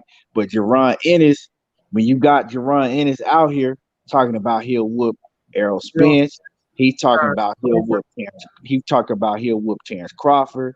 He's talking about he'll whoop Ugas. I'm not talking anybody you name him. He's talking about he'll run through him. He said he'll walk through Earl like wet tissue. He'll walk through him, right? So like wet tissue. I say, yeah. So now you talking all of this, right? And like I said, I like Jaron Ennis, but I just gotta keep it 100 and break it down on some real shit. You talking all of this, Jaron, right? And then if you look at your resume, everybody know you ain't fought nobody yet at all. You ain't fought nobody at all, right? On your resume. Your resume weak, real weak, right? So you talking all this shit, right? So now you go and fight Juan Carlos Abreu, right? Now, you talking all that shit. I don't want to see you fight no Juan Carlos Abreu. Juan Carlos Abreu is already been losing to dudes that you should be fighting, and you ain't even fought the level of competition of the guys that he been losing to. Like, you know what I'm saying? He didn't lost to Humberto Soto. He lost to Jermaine. He lost to Jamal James. You should be fighting a fighter like Jamal James, right? He didn't lost to Kavalowskis, right? He got caught on steroids. He lost to Alexander Besbuden. So this dude didn't already lost to fighters that you should be stepping up to fight now. You know what I'm saying? Like you talking about that you way above all of these other top dogs, right? So you at least gotta come and show me that you want to fight, that you at least gotta be stepping up to fight Sergey Lipinets or somebody. What is you fighting? You know what I'm saying? I don't know if it's his matchmaking, if it's his promotional team, whatever it is, all that shit that you talking, you shouldn't be fighting no Juan Carlos Abreu. That to me, that's another fight. It's a huge mismatch. You know what I'm saying? So you really not proving nothing if you go out here and knock out Juan Carlos Abreu. to me. And like I said, I mean, some people might disagree. You know what I'm saying? And I know he ain't never been knocked out before, but he's, you know what I'm saying, he got 23 he got 23 wins and 5 losses already, you know. Say And you need to fight Ray Robinson. That's a good. Ray Robinson, Hold on, Key. Salute to the OG Blue Blood in the building. What's going down, Blue? Thank you for jumping in, Blue. All love, fam. salute to Blue Blood. What's good with it, family? Yeah, so money, that's just my opinion. You know what I'm saying? Like I said, some people might disagree, but that's my opinion because I look at Jaron Ennis, and Jaron Ennis got what, 25 fights already? Or no, he's 26 with 23. Hold on. I think him look, go ahead and finish, but I got the same feeling like you though, bro. Jaron Ennis is 25 and 0, y'all. You're right. Okay, yeah. So he's 25 and 0 with 23 knockouts. Right. You know what I'm saying? He's still young. He only 23. But the thing is when you out here and you talking that big shit like he is, and you telling everybody that you so much better than Errol Spence, and you know what I'm saying, you can go out, you'll whoop Terrence Crawford and all of these dudes. Well, okay, bet. You don't need to be fighting no Juan Carlos Abreu. You need to be fighting somebody at least on the level of a Sergey Lipinets, or you know what I'm saying, or James just fought, but Jamal James, or like you said, a Ray Robinson, or you know, but in his defense, it might not, you know what I'm saying, in his defense, it might just be his team, you know, it might be his promotional company. I'm not too familiar with who he's promoted by, but I know he be fighting on Showtime, you know. He was on the man that they were suing and shit, everybody that's suing. I think Michael Corn, something like that, but I think it's switched up now. Because I seen them saying something with somebody, bro. But it ain't no big time, some shit like that. I think it's some independent shit. Yeah. So I mean, so with this fight, I'm looking for him to go out there and look impressive. And hey, I mean, the best thing that Jaron Ennis can do is go out and look impressive and be the first one to stop Juan Carlos Abreu. You know, he got to go out there and stop.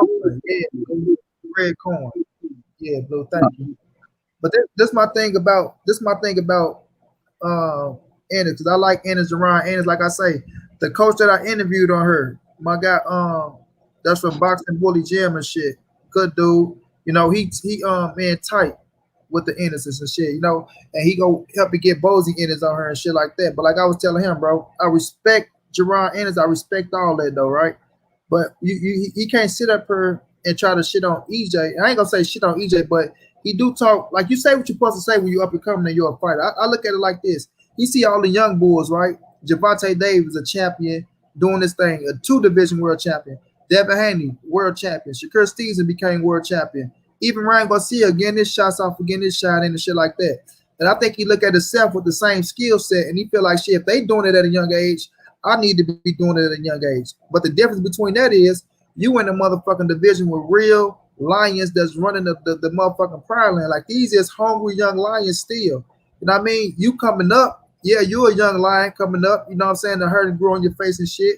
But you got motherfucking EJ, you got Bud, you got Sean and Danny. Like, these boys are for real killers. These boys ain't these ain't no pushovers.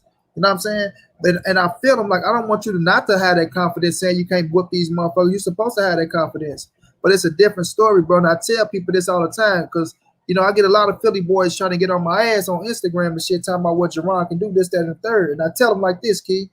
He 25-0 with 23 knockouts. Earl is 26-0 with maybe 22 knockouts or something of that nature. But how they around the same amount of fights. But when you look at Errol Spence, he's the unified world champion. He's fought on pay-per-view. It's going to be his third pay-per-view back-to-back in a row. He's a fucking millionaire. Arguably top 3, top 2, top 1 pound for pound on the motherfucking list. They're around the same amount of fights. That's what I tell them. It's a difference in the caliber, bro. Boots haven't even fought nobody yet to prove that he is, like he can get away with the shit that he do. Now, yes, we see the skill level, and me, you know me, Keith. I'm a eye test nigga. I love to look at the skills and say, yeah, he the real deal. And I ain't gonna take shit away from Boots. Just like I can say he the real deal, but I seen Boots going there, and I seen him struggle a little bit, but he haven't even been past 6 rounds yet. You know what I'm saying? If I'm not mistaken, you know. So when I look at that shit, I say, you know what? He got to go in there. Like I thought Josecito Lopez was the fight to help his ass get ready for the big dogs, you know. But still, you got to prove you can have all the skills in the world or work ethic and things like that, and you whooping motherfuckers' ass that you're supposed to do it to. But when you get in there, you ain't the smartest. When you get in there, you ain't the fastest, and you ain't the strongest. And it comes to that time where you got to think in that ring, bro, and you got to bite down and show that grit in that motherfucker. That's when you see the true character of a fighter, bro. And that's what Boots gonna have to show us, because right now, even with Devin Haney did it against the people he was supposed to do it against. You know, he ain't really been tested like that. So that's why Gary Russ would have been a hell of a fight for him to see him get past it. But I even would have liked Devin Haney fighting Javier Fortuna. You know what I'm saying? But when I look at Ennis, he got to get that one fight in that can put him in that title contender fight. Because if he gonna be somebody like a Josecito Lopez, yes, that's a good ass win. But now you get to go fight that fight to be a contender for that motherfucking title. You don't jump just to a title. You know what I'm saying? So I like Boots, bro. Like we say, he go on her. He go get the W. He go look good. You know what I mean? He go look good. But when he do look good, we gonna hear all this shit coming out. Oh, it's time for these boys to give him a fight. These boys ducking this, that, and third when that's so far from the truth. You know what I mean? It's so far from the truth. It's everything to gain, nothing to lose. It's that type of situation. It's low reward. And I'm not saying that these boys looking at him as a high risk, low reward. But when you in position and you seeing these boys making these millions of dollars on pay-per-view, they not going to look back and say, okay, here come this young hungry lion that's coming up. Let me give him a shot. It ain't going to work like that, bro. You have to earn that shit. Just like Earl had to earn this shit, he going to have to earn that shit, bro. And like you say, Jamal James, Josecito Lopez, Sergey Lipinets, motherfucker, even a mean machine, you know, best Sputing, you know, it's fight star where he can make his name and say, okay, that's the real deal right there. That's the real deal. You know, and I can't wait. Man, I'm trying my best to get Bozy in this, bro, and I'm end up getting him.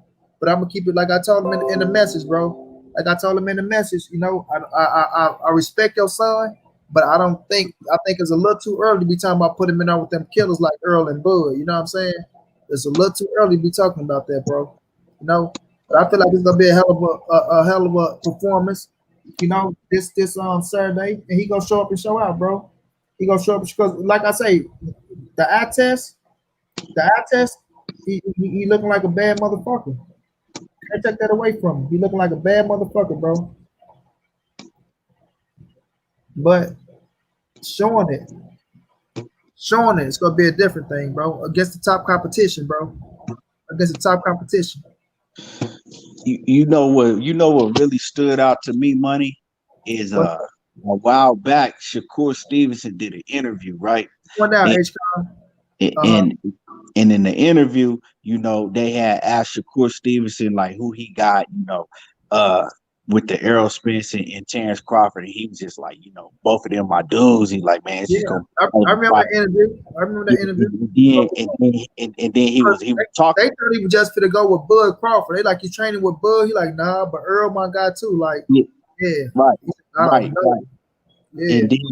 And so in that, you know, right after that, you know, he was talking about, you know, how they hell of a fighters, both of them, how they was hell of a fighters. But then he go, but Jaron Ennis, man, Jaron Ennis, he different. Like he special.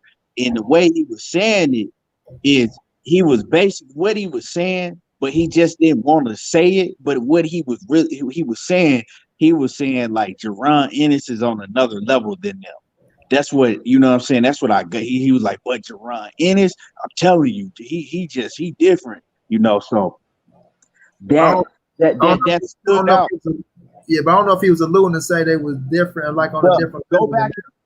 Go back and watch that interview. You know, like he put emphasis on it. Like he put a big emphasis on, but Jaron Ennis, and that stood out to me. You know what I'm saying? It stood out to me that he would think that Jaron Ennis is that special when he's, speaking to Jaron Ennis in the same conversation with fighters like Bud and EJ. So they come out together too, though. I'm real excited to see how good Jaron Ennis is. Like the selling high. I'm working on him too. I'm working on Ennis. We gonna make that happen, bro. Watch. But like I say though, I look at him, bro, and I see his skill set, especially when he was showing off in the ring. But then he was fighting, and I seen how when it was just a 6th round, I think, but he still went the whole 6. And I say, yeah, I'm still seeing a little flaws there, but he gonna get better. He gonna get better. But like he doing that against motherfuckers he's supposed to do it against. But still, when I look at Terrence Bud Crawford and I look at Earl Spence Jr., nah, nah, not right now, not right now. You know what I'm saying? And I respect them, and I respect Shakur's opinion, but Bud and Earl, bro, even with Bud is a bad motherfucker, man.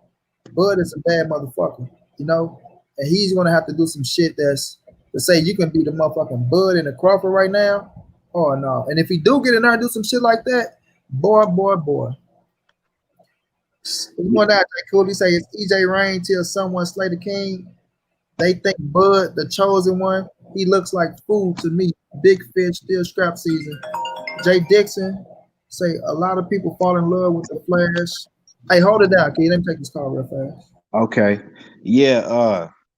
H Con. Yeah, H Con say I remember that interview. He was clouding up Boots. Yeah, like he was putting emphasis on Boots. And of course he ain't just gonna come out and say like, Boots look way better than them to me, but he was putting emphasis on it, like, Boots is on another level type shit.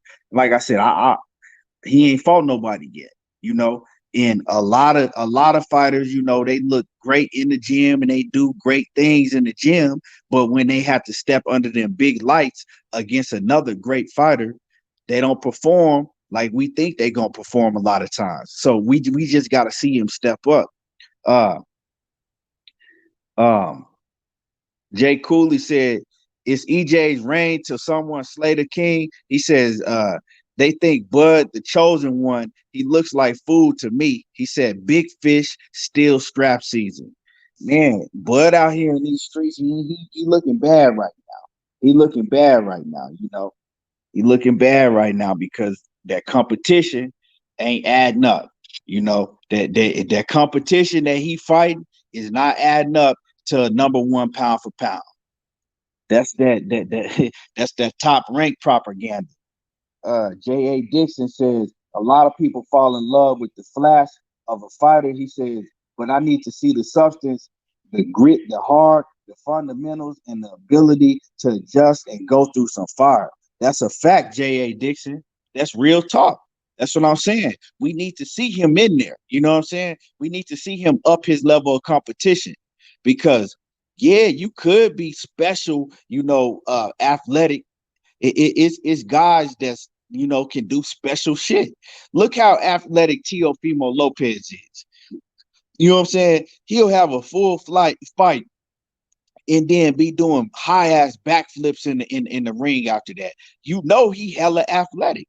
It's certain, it's certain dudes that's just, on the athletic standpoint and flash and flare, they can do a lot more than other cats can do. But then you'll put them in the ring with somebody that's hella fundamental, like Errol Spence, and that shit don't slide. They don't look good. They don't look good in the ring with certain type of, fighters. So we just got to see. We just got to see. That's what I was saying, bro. So I like to see Boots get in there with an Omar Figueroa. He'll smoke Omar Figueroa. I ain't gonna even play. Yeah, Omar Figueroa don't have no defense. That's a like you can't. That don't impress me because Omar Figueroa, he don't have no defense. He just he a basic walk forward fighter that's gonna throw a whole lot of volume, but he's not gonna, Yeah, that's why I say if Ugas did him like that, I know I really like. I think a test for him is Sergey Lipinets, but I like to see him against a Jamal James or against a Josecito Lopez, a Rasheed Ellis, Jay Dixon. You ain't lying. Boots Ortiz and Ellis gotta get at some real comp. He can go up against Rasheed Ellis because Ellis had a hell of a fight. Whooped on my boy Eddie Gomez. You know what I'm saying? Rasheed Ellis is a hell of a fight. But this fight's out there for him, man. But trying to get up to them big killers right now, you're not finna fuck over no Earl Spence, Jaron Ennis. You're not finna fuck over no Bud Crawford. You're not finna fuck over no Sean Porter. And you damn sure, I gonna say damn sure, and I don't think he gonna fuck over Danny Garcia right now. This is just me and my thinking right now. I think he a hell of a fighter, man. I do. But I'm telling you, bro, like you always think you got the best power. You always think you're the fastest and you up and coming. When you whooping motherfuckers' ass that you're supposed to whoop, you always go think that you're that dog. And you're supposed to. I'm not telling him not to think that shit. But once you get in there, bro, them boys can take that punch. Once you get in there, you feeling the motherfucker hit as hard as you. Or you see that you ain't the fastest in that motherfucker. Or you ain't the smartest. Then you got to think and you got to bite down and show that grit. You know what I mean? So that's what it's going to come down to, bro. But look, Jaron a bad boy. I ain't taking nothing from him. He's a bad boy. You dig? But he ain't finna fuck over those dudes right now, y'all. That's my opinion. But, like I say, it's just an opinion. We don't know. We don't know. But dude, let's talk about this one. Terrell Gausha, Erickson Lubin, bro. Because, man, I like body bag. Body. I'm telling you. But I'm telling you, I always like Erickson Lubin. Erickson Lubin special to me. You know, a lot of people, you know, look at that Jermell Charlo and let that affect them, how they think about Erickson Lubin. Nah, Erickson Lubin, I'm telling you, Erickson Lubin, he's a problem. Erickson Lubin, and I'm excited about this fight because he gets his chance to show everybody that he's a real problem that don't believe it. Because you can't sleep on Gausha. Gausha, he's an Olympian. He's a solid fighter. He's a solid fighter, but he's just not on the level of Erickson Lubin, and we're gonna get to see it. Like that's what I'm saying about Jaron Ennis. You know, look at Erickson Lubin; they about the same age. Look at the level of competition Erickson Lubin has already fought, right? And now he's going and he fighting a Terrell Gausha. That's the type of opponent that Jaron Ennis needs to be fighting with the shit that he talking. So Erickson Lubin, man, I think that Erickson Lubin is going to go out here and I think he's going to win. He's either going to win clearly by unanimous decision or he going to get Gausha out of there in the later rounds. Yeah, I feel like that too, bro. I feel like he gonna get him. Well, Gausha, he certain fighters, they smart, bro, know how to survive certain things. But man, this is a good one. That's a good one. And like I said, I got Lubin too. I got Lubin myself, and I want to take him by knockout. I do. I want to take him by knockout. I feel like he can stop Gausha, bro. But I feel like he might end up dropping him. But I feel like he's gonna go to the cards. You know what I'm saying? And I think he's gonna win on the points. But man, this fight here, bro, is one that I think went under the radar. I think it went under the radar, bro, and it ain't got no recognition. That's why I'm kind of a little pissed off, you know, with how. And I ain't knocking Gary and Devin because it's a hell of a fight. And like I say, when it's something hot like that, and the guys put it together, much respect. But I just feel like it's so many fights that's up and coming that's very fucking competitive, bro. And this is one of them. This is one of them, bro. Because like you say, Keith, my guy is an Olympian. You know, did he get a little better? Because like I say, when I've been seeing him out the Lord will whoop his ass, and damn, I think he lost to another dude. I felt like he beat it. Damn, man, why my mind slipping? Austin Trout. You know they gave it a draw. I felt he beat Austin Trout. You know, yeah, I have forgot about that fight. Yeah, I felt like he beat Austin Trout, but they gave it a draw. But besides that, you know, his ass, he Olympian, bro. Could he turn it on? Could he be smarter than that bitch and try to make some crack? You know, but we gonna see, bro, because Laura easily won that fight. Easily. I'm like, damn, dude. You just went out there, got your ass outclassed.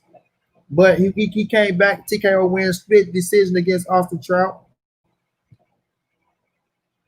I mean a split draw. I'm sorry, against Austin Trout, and now you're going up against Eric Lubin for the vacant WBC silver super welterweight title. The winner will be the mandatory. The winner will be the mandatory.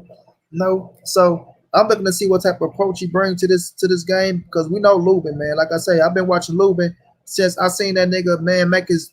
I don't know if that was his pro debut or not, but on the it was on the first fight of Rancis Barthélemy and Janis Mendez, bro. When Rancis was whooping his ass and they gave him disqualification and they had to do a rematch and shit, but he was whooping the shit out that boy. But I'm looking at him. Nah, man. I'm talking about when he made his pro debut against. It was a Mike Tyson card.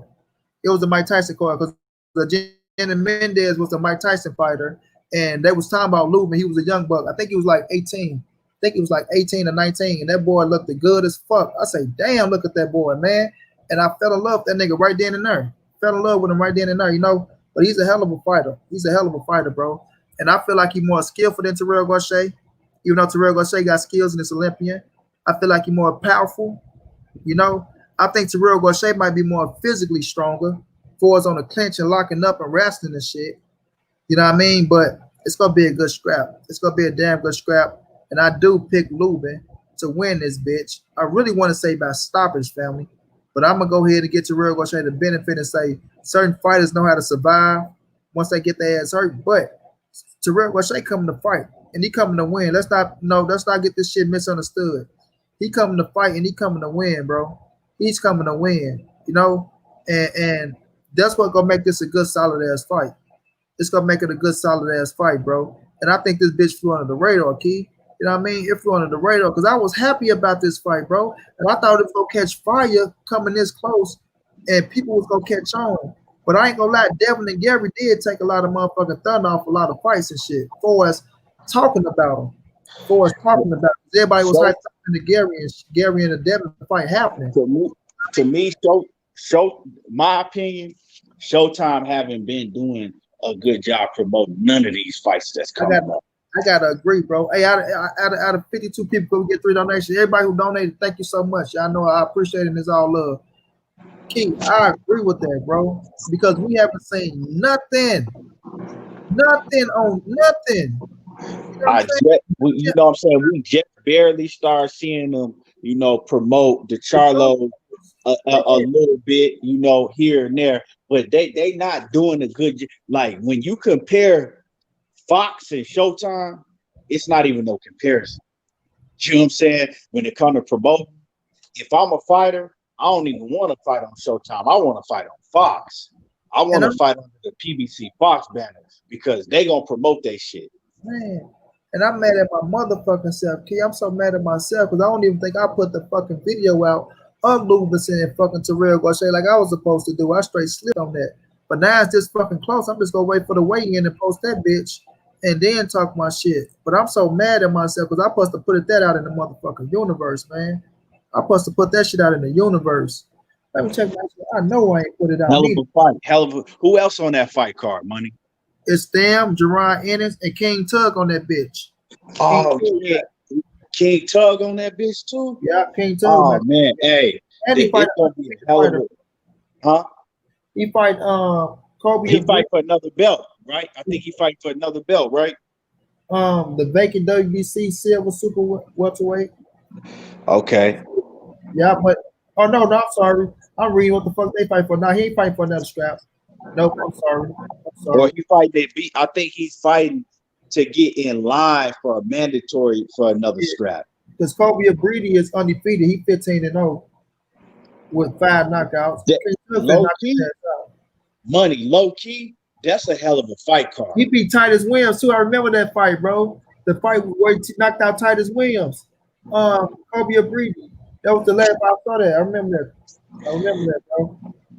Money, that's a hell of a fight card this Saturday. Hell yeah, hell bro. Of a fight hell yeah. Blue say where they fighting at? They fight in that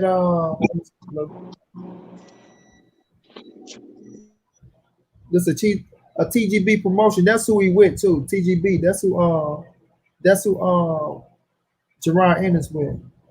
They fight in Connecticut, Blue, USA, Connecticut, at the Sun Casino, Uncastleville Casino, the Mohegan Sun Casino, Uncastville. Sorry if I'm pronouncing that shit wrong. Connecticut, USA, Blue. Russell and Haney had everyone hooked. Shit, they still got motherfuckers hooked, right? Oh yeah, that's what I gotta talk on. I'm happy you brought Russell and Haney back up, right? I'm happy you brought them back up, right? So you stupid ass channels out there, man, that's talking about Gary Russell's career is going to be known for ducking Devin Haney. Shut the fuck up. Please shut the fuck up. Please shut the fuck up and don't talk boxing no more. You can't be that much of a fanboy with your face all the way up Devin Haney ass to say that if Gary Russell don't fight Devin Haney, his career is gonna be known forever as he ducked Devin Haney. Man, shut your ass up.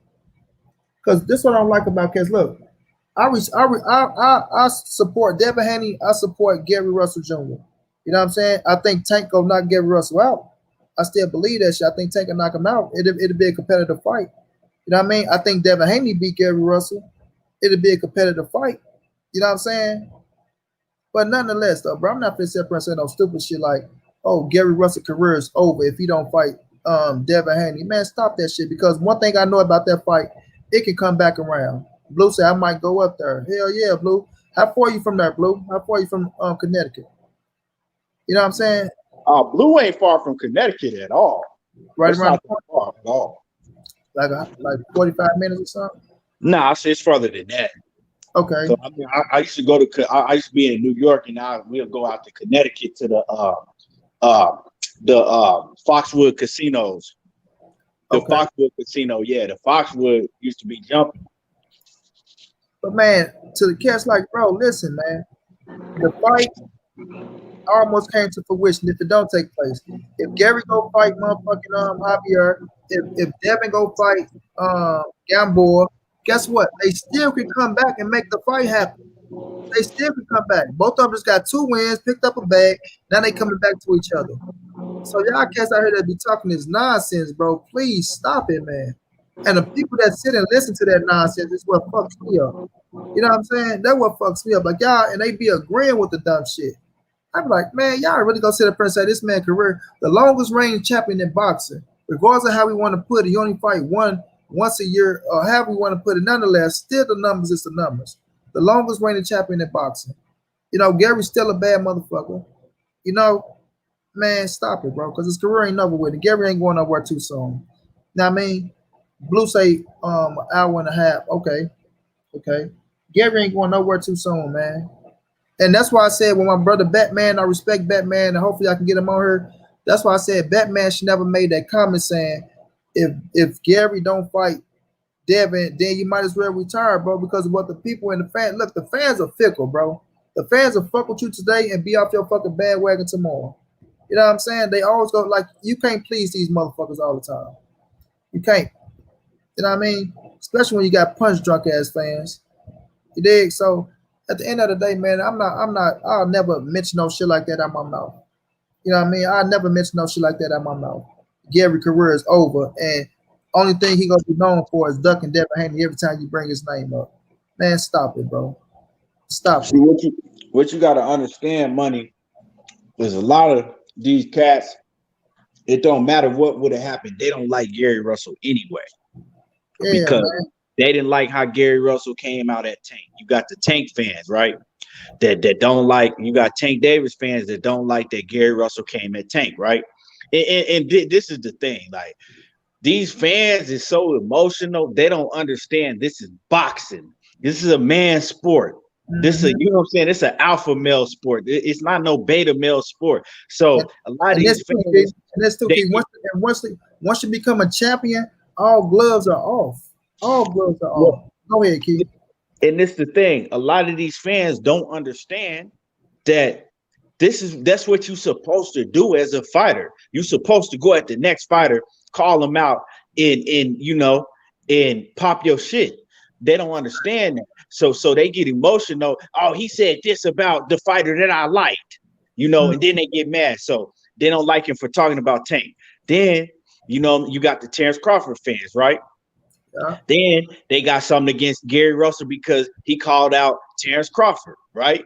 So then you got all Crawford's people. They don't fuck with Gary Russell now, right? Now, you got all of those fans that already don't fuck with him because of those situations, right? And then you got the fans that didn't like him because of the Leo Santa Cruz situation. You know, now they're emotional about the Leo Santa Cruz situation, you know, with Gary. So you got them, right? And then now you got, you know, Devin Haney. He's a young he's a young, you know what I'm saying, a young fighter that's gaining popularity, you know, that we all, you know, getting behind getting behind Devin Haney, you know what I'm saying? And then so with the situation happened with the Devin Haney situation, so now they like, oh well, I'm riding with Devin Haney, fuck him. But like us, we like, you know, we fucking with both of them. So we made the best man win. You know, may the best man win. But fans is emotional. You know what I'm saying? That's just what it is. So with that being said, they not gonna keep it real. You know what I'm saying? Most boxing fans are not gonna keep it real. They're gonna say shit from emotions. So now it's like, oh, Gary Russell, he's ducking and he should retire. And they telling you all this because they already don't like Gary Russell. You know what I'm saying? So that's just what it is. I agree 100%, bro. And that's what I'm saying about the dude. What's the damn dude name? Troy King. Like, he just think people are on on Devin Haney's side against Gary, or on Terrence Bud Crawford's side. On Gary Russell's side against Terrence Bud Crawford. It's like, bro, when people don't see shit how they want to see shit, bro.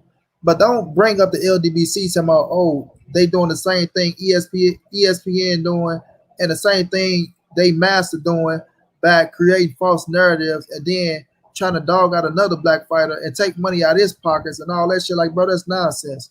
You know what I'm saying? That's nonsense.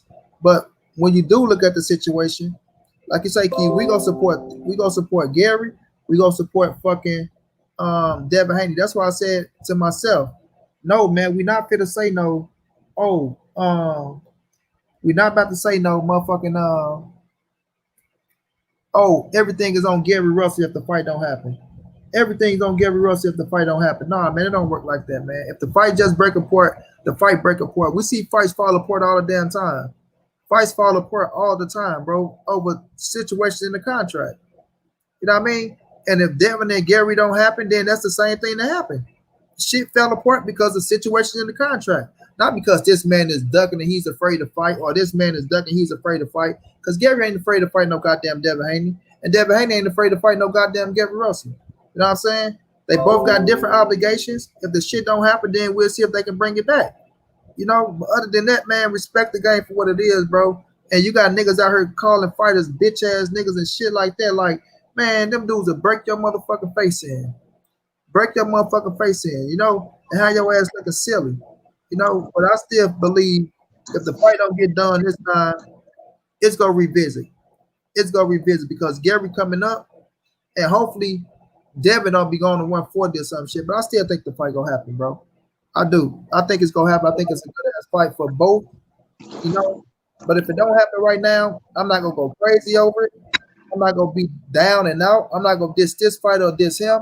Hell no. We just gonna enjoy what we got coming up. Terrell Gausha versus Erikson Lubin. We got Boost back in the ring. We got motherfucking King Tug back in the ring. And after that, we on to the pay-per-view, boys.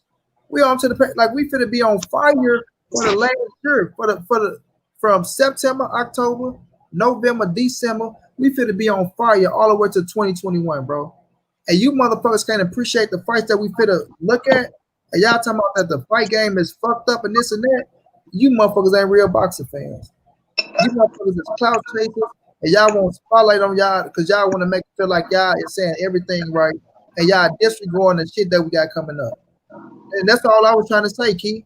Let's not get too down because I'm saying motherfuckers saying, man, fuck boxing. This was wrong with boxing. We ain't getting the best versus the best. We got so many best versus the best coming up all the way through the end of the fucking year. And if we get Wilder and Fury to top that shit off at the end, man, quit playing with us, bro. Man, You know what I'm saying? John McClain say, everything boxing. What's up? McClain promotion in the building. What's going down with it? Jay Dixon say, it's crazy to me. If I'm a fan of a certain fighter, I want him to whoop everyone he can to show he's the real deal.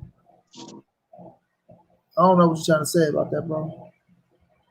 Facts, low key groupies. Hell yeah, Jay Dixon, low key. This sport saves lives. Hell yeah, it does, bro. Inside and outside the ring, Clarence. Inside and as dangerous as it is, inside and outside the ring, bro. And that's a fact. Out of 46 people, can I get 3 donations? Show some love, fam. To the ones who donated, I appreciate y'all. Thank you so much. But yeah, Key, I just hate when niggas do that shit, try to shit on fight. Because like I say, these still are professional fighters, bro. Still are professional fighters. And by us being fans, Key, to them, this is their business, bro. This is their fucking job. This is what they do. This is how they live. This is how they feed their family. So for us, for fans to always criticize these damn fighters, you know what I'm saying? To always criticize these fighters and try to tell them how to do their fucking job. When you motherfuckers don't even want to wake up and go sweep a motherfucking floor or whatever the fuck you do, that's your job. And if a motherfucker tell you to, oh man, don't do this or go do, you motherfuckers to have a fit over $13.99 an hour or $15.99 an hour, but you want to tell these motherfuckers how to do their job. You know what I'm saying? For millions of dollars on their contracts. Like, nah, bro, we can't do that shit. We can't do that shit. Exactly, Andre, bro. They got a family to feed. They got It's a like family today. I be hearing these, you know what I'm saying, dude. Gary, won't you just sign the fucking contract? Do you if he signed a contract and some shit fucked up on the other end, the business ain't right, are you gonna go, right? Are you gonna go and support his family for him? Are you gonna do anything for that man? So all of that, won't you just sign a contract? This is miss me with all of that shit. You know what I'm saying? Stay in your lane. Stay in your lane. Stay in your lane as a fan. You can't tell nobody, oh, just sign a contract when you don't know what's in that contract, when you don't really know what's going on. You know, and as far as the Gary Russell Devin Haney fight, I think the fight is gonna take place. I don't think it's gonna take place now, next, but I think it's gonna take place because I mean, look, Gary Russell gonna go fight Javier Fortuna. That's gonna put him in a mandatory position anyway. Devin Haney gonna fight the fighter that he was gonna fight already. You know what I'm saying? He gonna whoop Gamboa. I don't think it ain't nobody that don't think he gonna beat Gamboa. Gary Russell, if he beat Javier Fortuna, which I think he gonna beat Javier Fortuna, then you know the fight is even bigger because now we all want to see it, but now even more people want to see it. You know what I'm saying? But the thing is, like I was telling you, Money, when we was chopping it up, it's like shit's fucked up over there on the zone, right? And I did on my show the other day. If you go on the zone.com, watch. Matter of fact, go on, watch. Hold on, let me grab my other phone right now. I'm gonna break it down for y'all. The zone, they got like one fight on their schedule. Hold on. Watch. Let me go to it right now. It's crazy because if you actually go and look on the zone.com, hold on. All the fights that they got on their site is fights from the PBC and ESPN. Watch, hold on.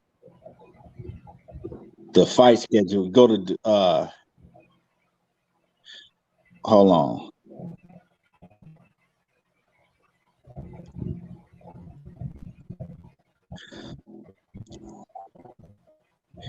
Here it is right here. Now, this is the zone. This is their fight schedule that they got. The first fight on there, they got Erickson Lubin versus Terrell Gausha. That's a Showtime fight. They got Jose Pedraza versus Javier Molina.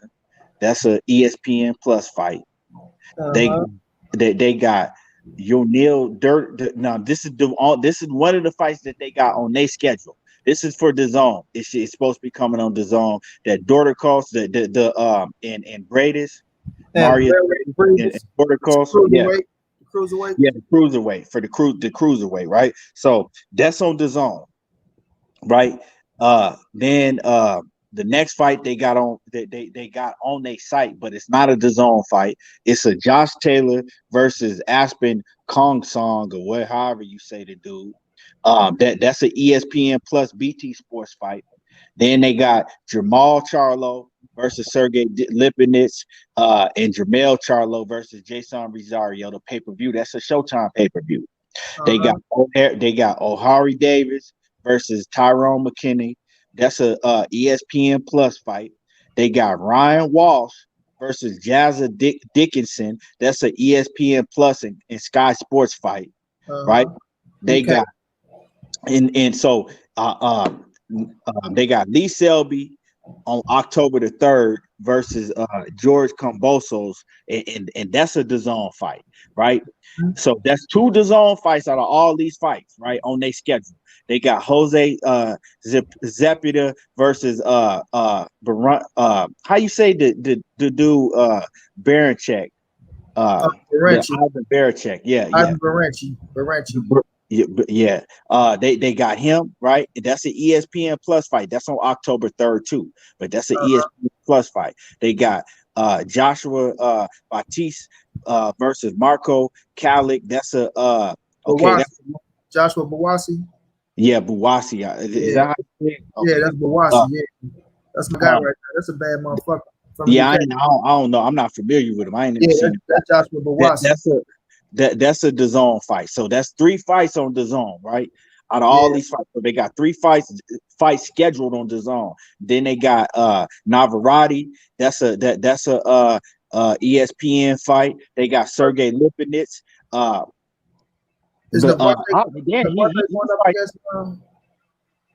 Sergey Lipinets is fighting. He got a good fight. Who he fight? I can't pronounce it. Abdurov or what? Abdurov. That's a Showtime fight though. That's on October the 10th. Then they got the Vasyl Lomachenko Teofimo. Everybody know that's an ESPN. They got Louis Ritson versus Miguel Vasquez. That's it's not even televised. Then they got Artur Beterbiev versus Adam Dines. And that's a Moscow. That's an ESPN fight. They got the Tank Davis, Leo Santa Cruz. That's a Showtime fight. They got Inouye versus Jason Maloney. That's an ESPN Plus. They got Alexander Povetkin versus Dillian White on November 21st. But they don't even have a network that they showing for that yet. And they got Chris Colbert. He fighting on Showtime. They got Nordine. They got Nonito Donaire fighting on Showtime. And that's it. So out of all them fights, you only got 3 scheduled dates that's for DAZN. Now it's funny to me that DAZN, because I ain't never seen them do this before. They got everybody else's fights on there, right? Because if they didn't, they wouldn't have nothing to show on the schedule. The schedule that they're showing is for ESPN and Showtime. That's everybody else's fights. Where your fights? They got 3 fights that's on DAZN. So my point is what if Devin Haney don't even end up getting that November 7th date? You know what I'm saying? What if that shit don't even come through? Because we still waiting on Ryan Garcia and Luke Campbell. We still waiting on a lot of these fights and a lot of these fighters to get fight dates. That's DAZN. So what happens if I think it's set though for Devin Haney. I mean, but what happens if he don't fight on DAZN? I mean, if they don't pick, I mean, it's just it's bad business over there. That's a red flag to me. When I look at their schedule and I know all of the fighters that's on DAZN and all of the other fighters that we've been talking about for months and months, and they don't have no fight dates, that's a red flag to me. Plus, I mean, the Canelo situation. It's looking bad for them boys over there. You know what I'm saying? They got to find a way to try to fix that shit. They got to find a way, and they better find a way fast. You know what I mean? Better find a way and find a way fast because that shit ain't looking too good. It ain't looking too good. You know, I look at that situation as, yeah, they owe Canelo that paper. You know what I mean? They putting everything on hold, but like I say, when you talking about $250 million, that ain't no fucking chump change. You know what I mean? Right. That ain't no chump change. Right. And the fight they got scheduled for the end of this year, it ain't gonna come nowhere near $250 million. So they looking at them like shit. We ain't even worrying about y'all motherfuckers right now. We worrying about this motherfucker $250 million that this motherfucker trying to hit us for. You know, and not only hit us for, hit us and go. He trying to hit us and leave. You know what I'm saying? That's why we ain't gonna have shit popping out here. If this motherfucker hit us and leave, oh man, it's gonna be all bad. What the hell? What the herd and the Andre had. We don't know, Ldbc. Yeah, that's why Canelo's suing, man. You heard me? Hell yeah, bro. Shit, so they better try to find out and figure out something fast, and then, especially when you talk about under contracts and shit. When Canelo won the contract, it looked like he got the upper hand, in my opinion. It ain't like he turning down no fights. It ain't like he's saying he don't want to fight, like he just sitting on the sideline. Y'all are one talking about the fights ain't worthy. When we know the top dogs in the game, you motherfuckers talking about De La Hoya and UFC fighters. What the fuck they do that type of shit? And Canelo going on like, I'm not a fucking UFC fighter. This ain't no exhibition type of shit. This motherfucker my promoter over here. He ain't been in the ring in 50 motherfucking years. So y'all want me to get into the ring with an old motherfucker who I'ma kill, two motherfuckers that ain't got nothing to do with boxing, and y'all tell me y'all don't want to pay me my money? Canelo dropped charges. Is that official, Michael? Is that official? Yeah, I'll look it up right now, money. Right. Yeah, I'll look it up right now and find out. That's what I want to see.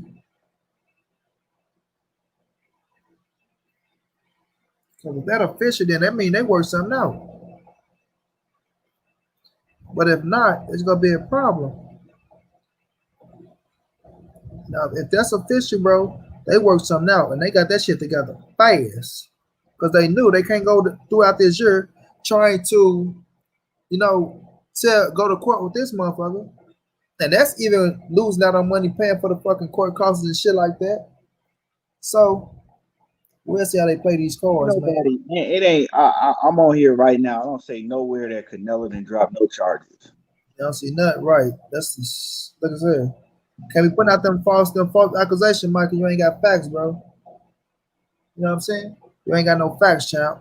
Can't be coming here talking about Canelo drop charges and you ain't got no facts. Hey, man, yeah, that's why anytime somebody come on my shit now, I go and check because they'll have you mess around and say some shit. You know, just to hear you say some shit sometimes. Facts, bro. Lord Sweat, salute, fam. What's going down? He going to now. Oh man, come on, man.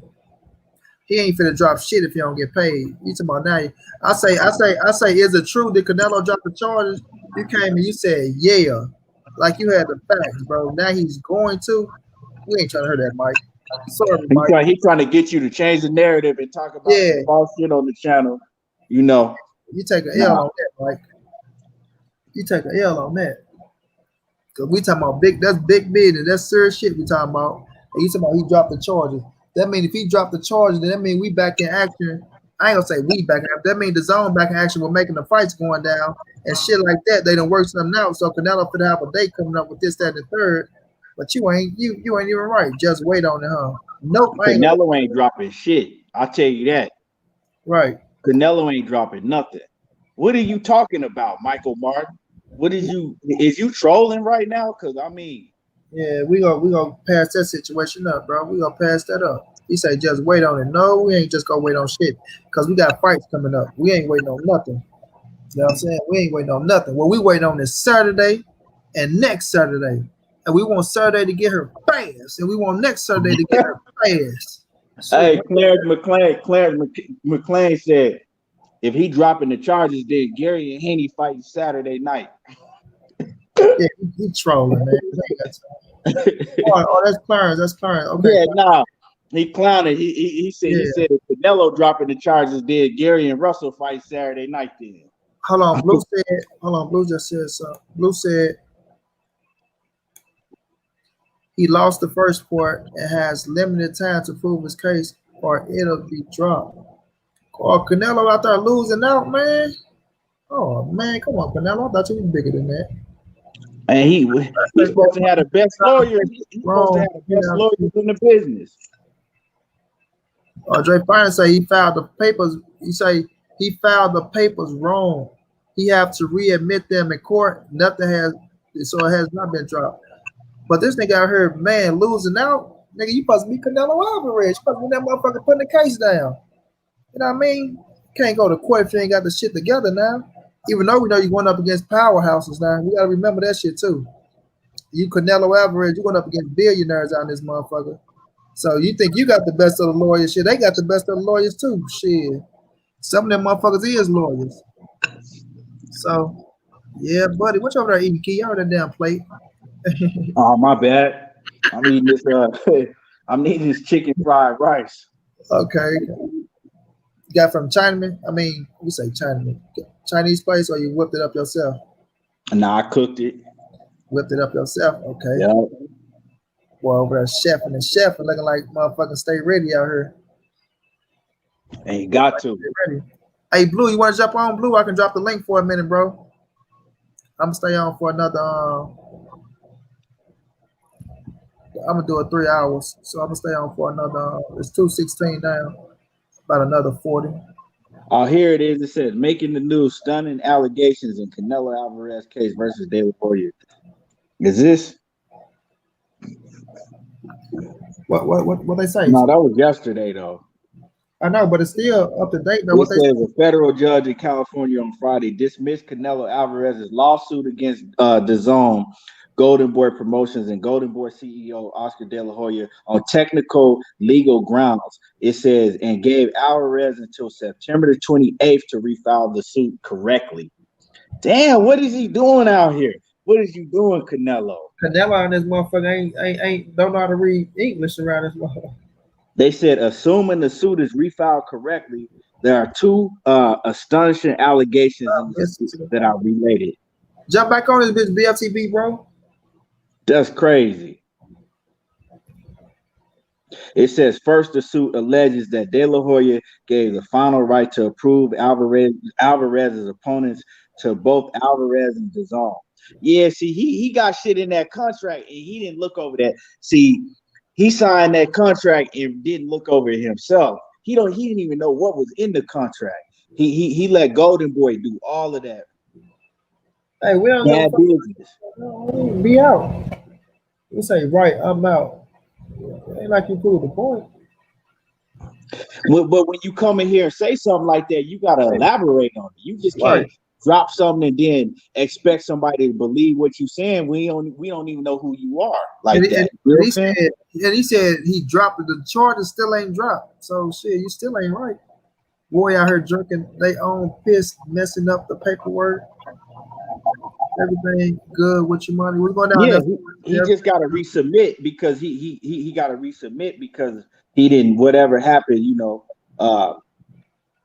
wasn't right. So he got up to, let me see, September the 28th to refile the lawsuit. So he gonna refile it.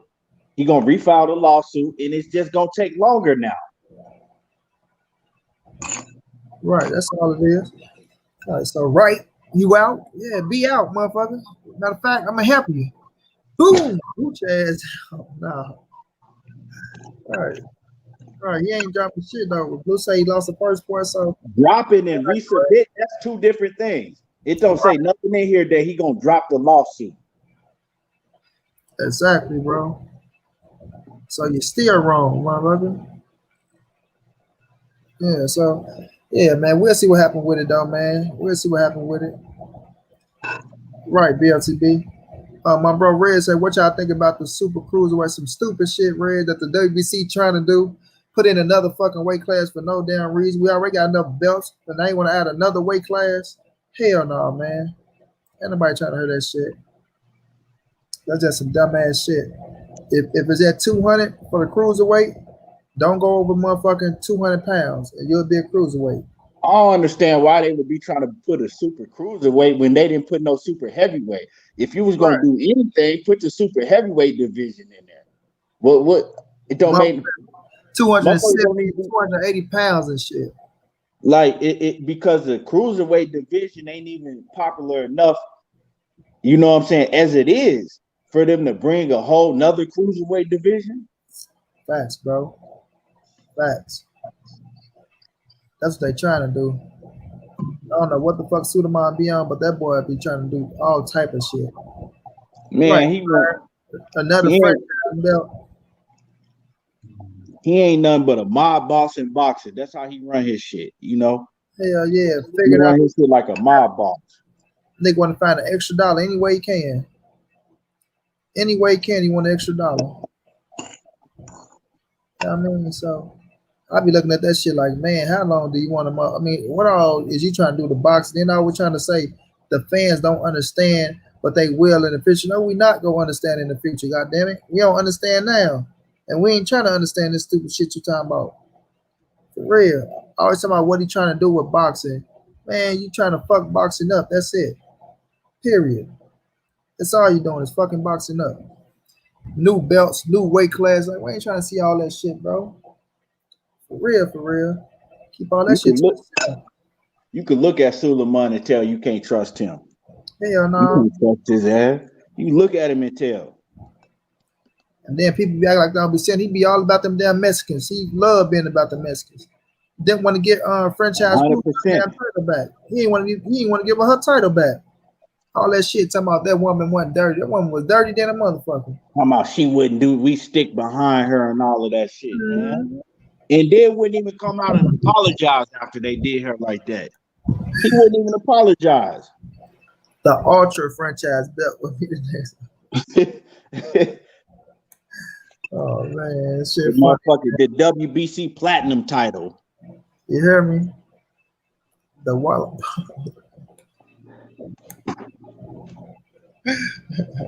The water polo Luca.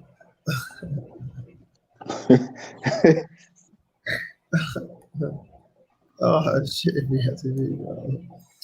hell yeah, man. Fucking the game up though, man. Fucking the game up, bro. Motherfucking WBC television title and shit. You hear me? Hold on, all type of belts. That mother got all type of man-made shit that he fixing up. Shit ain't never been around boxing a day in his life. Boy.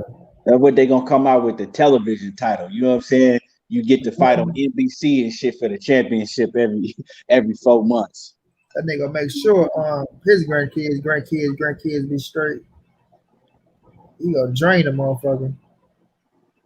And then I'm doing this for my grandkids. We all gonna have money around this motherfucker. I'm just checking something real fast. What else cracking out, Keith? What else you got coming up? Oh yeah, Dre the finest. You better believe Oscar getting big money off the top of that deal. Shit. Oh, yeah. I wouldn't be surprised. I wouldn't be surprised if that was a really a $450 million deal, and Oscar got the rest off the top and snorted it all up. Oh yeah, you know, he put all that shit in his nose. Oscar make sure he in a great position. Hey, Oscar need that extra breath for his nose. Yeah, he gonna make sure he in a great position. He ain't backing down from nothing. Bro. That motherfucker say Canelo goes, I still get money. If he stays, I still get money. But that shit, bro. Let's talk about this Ldbc and Jamal Charlo fight, right? Because this fight right here to me, like I was telling you, money. This fight, Luca. Go ahead, Kiara. This fight, right? The Ldbc Jamal Charlo fight. That's a hell of a fight. It's a close fight. It's a tough fight. You know, it's a tough fight. And you know, I was already telling you. You know, I'm going with Jamal. But I can't put no money. I wouldn't bet on him. I wouldn't bet on it. Shouts out to my brother Will McClady that come through, man. I was wondering where you was at, bro. And then we got the motherfucking king in the building, man, an African Sapphire Scholar, who I got nothing but mad respect for, man. You already know, bro. All love your way, champ. All love your way. I can't fucking wait for these fights. Damn, what BLTB? His shit wasn't working. Very tough. But go ahead, Keon. Go ahead, Keon. Yeah, I mean the Charlo Derevyanchenko fight, man. And I ain't gonna lie, money. That's a fight that got me. It got me on the fence. Like I don't know what way that fight gonna go. Because I'm telling y'all right now, don't sleep on Derevyanchenko. He gonna give Jamal Charlo a hell of a fight. It's gonna be a close fight. I see this fight as being a real close fight because Derevyanchenko can fight. Listen to Key. I would bet my fucking house on Jamal Charlo. I mean, if you gonna give me 2-1 odds, we could bet. I'll give you 2-1 odds. Okay, we could bet then. Yeah. And don't take this as I'm going against Jamal Charlo because I think Jamal, like I said, if I had to bet, I'm gonna bet on Jamal Charlo, but I don't know. Like I said, but if you gonna give me 2-1 odds, if you gonna give me 2-1 odds, I will bet. Charlo gonna beat the dumb shit out of this nigga, bro. Don't fuck it up for me. Hold up, man. Don't fuck it up for me, BMTV. Yo, man, hold up, man. Like y'all, we say Derevyanchenko can fight. Yes, Derevyanchenko can fight against who? Bumlovkin against who? He fought Danny Jacobs. Against Danny Jacobs, the same Danny Jacobs that ducked Charlo and ran out the whole division. That one. He ducked him, but they still ain't fighting. We still ran out the whole division. The whole division. Man, he about to beat the dumb shit out of this dude. Hey, I hope he do. Listen, I'm with you, Key. I'm with you, homie. That's not what I'm saying. What I'm saying is, it's the same thing as other fighters, right? We look at that fighter and we say, man, this fighter is going to do this and this fighter is going to do that because this fighter is good. Now, Derevyanchenko can fight. I'm not saying he's a bum. Not by the elitists. He can fight. The boy can fight. But there is a reason why these guys are not fighting Charlo. There's a reason for it. Like it's not for whatever weird ass excuses that people be talking about. All these weird ass things people be making up. Oh, Canelo's this and Golovkin is that and blah blah. There's a reason those guys themselves are not doing it. There is a reason. They know what it is. They know what it is.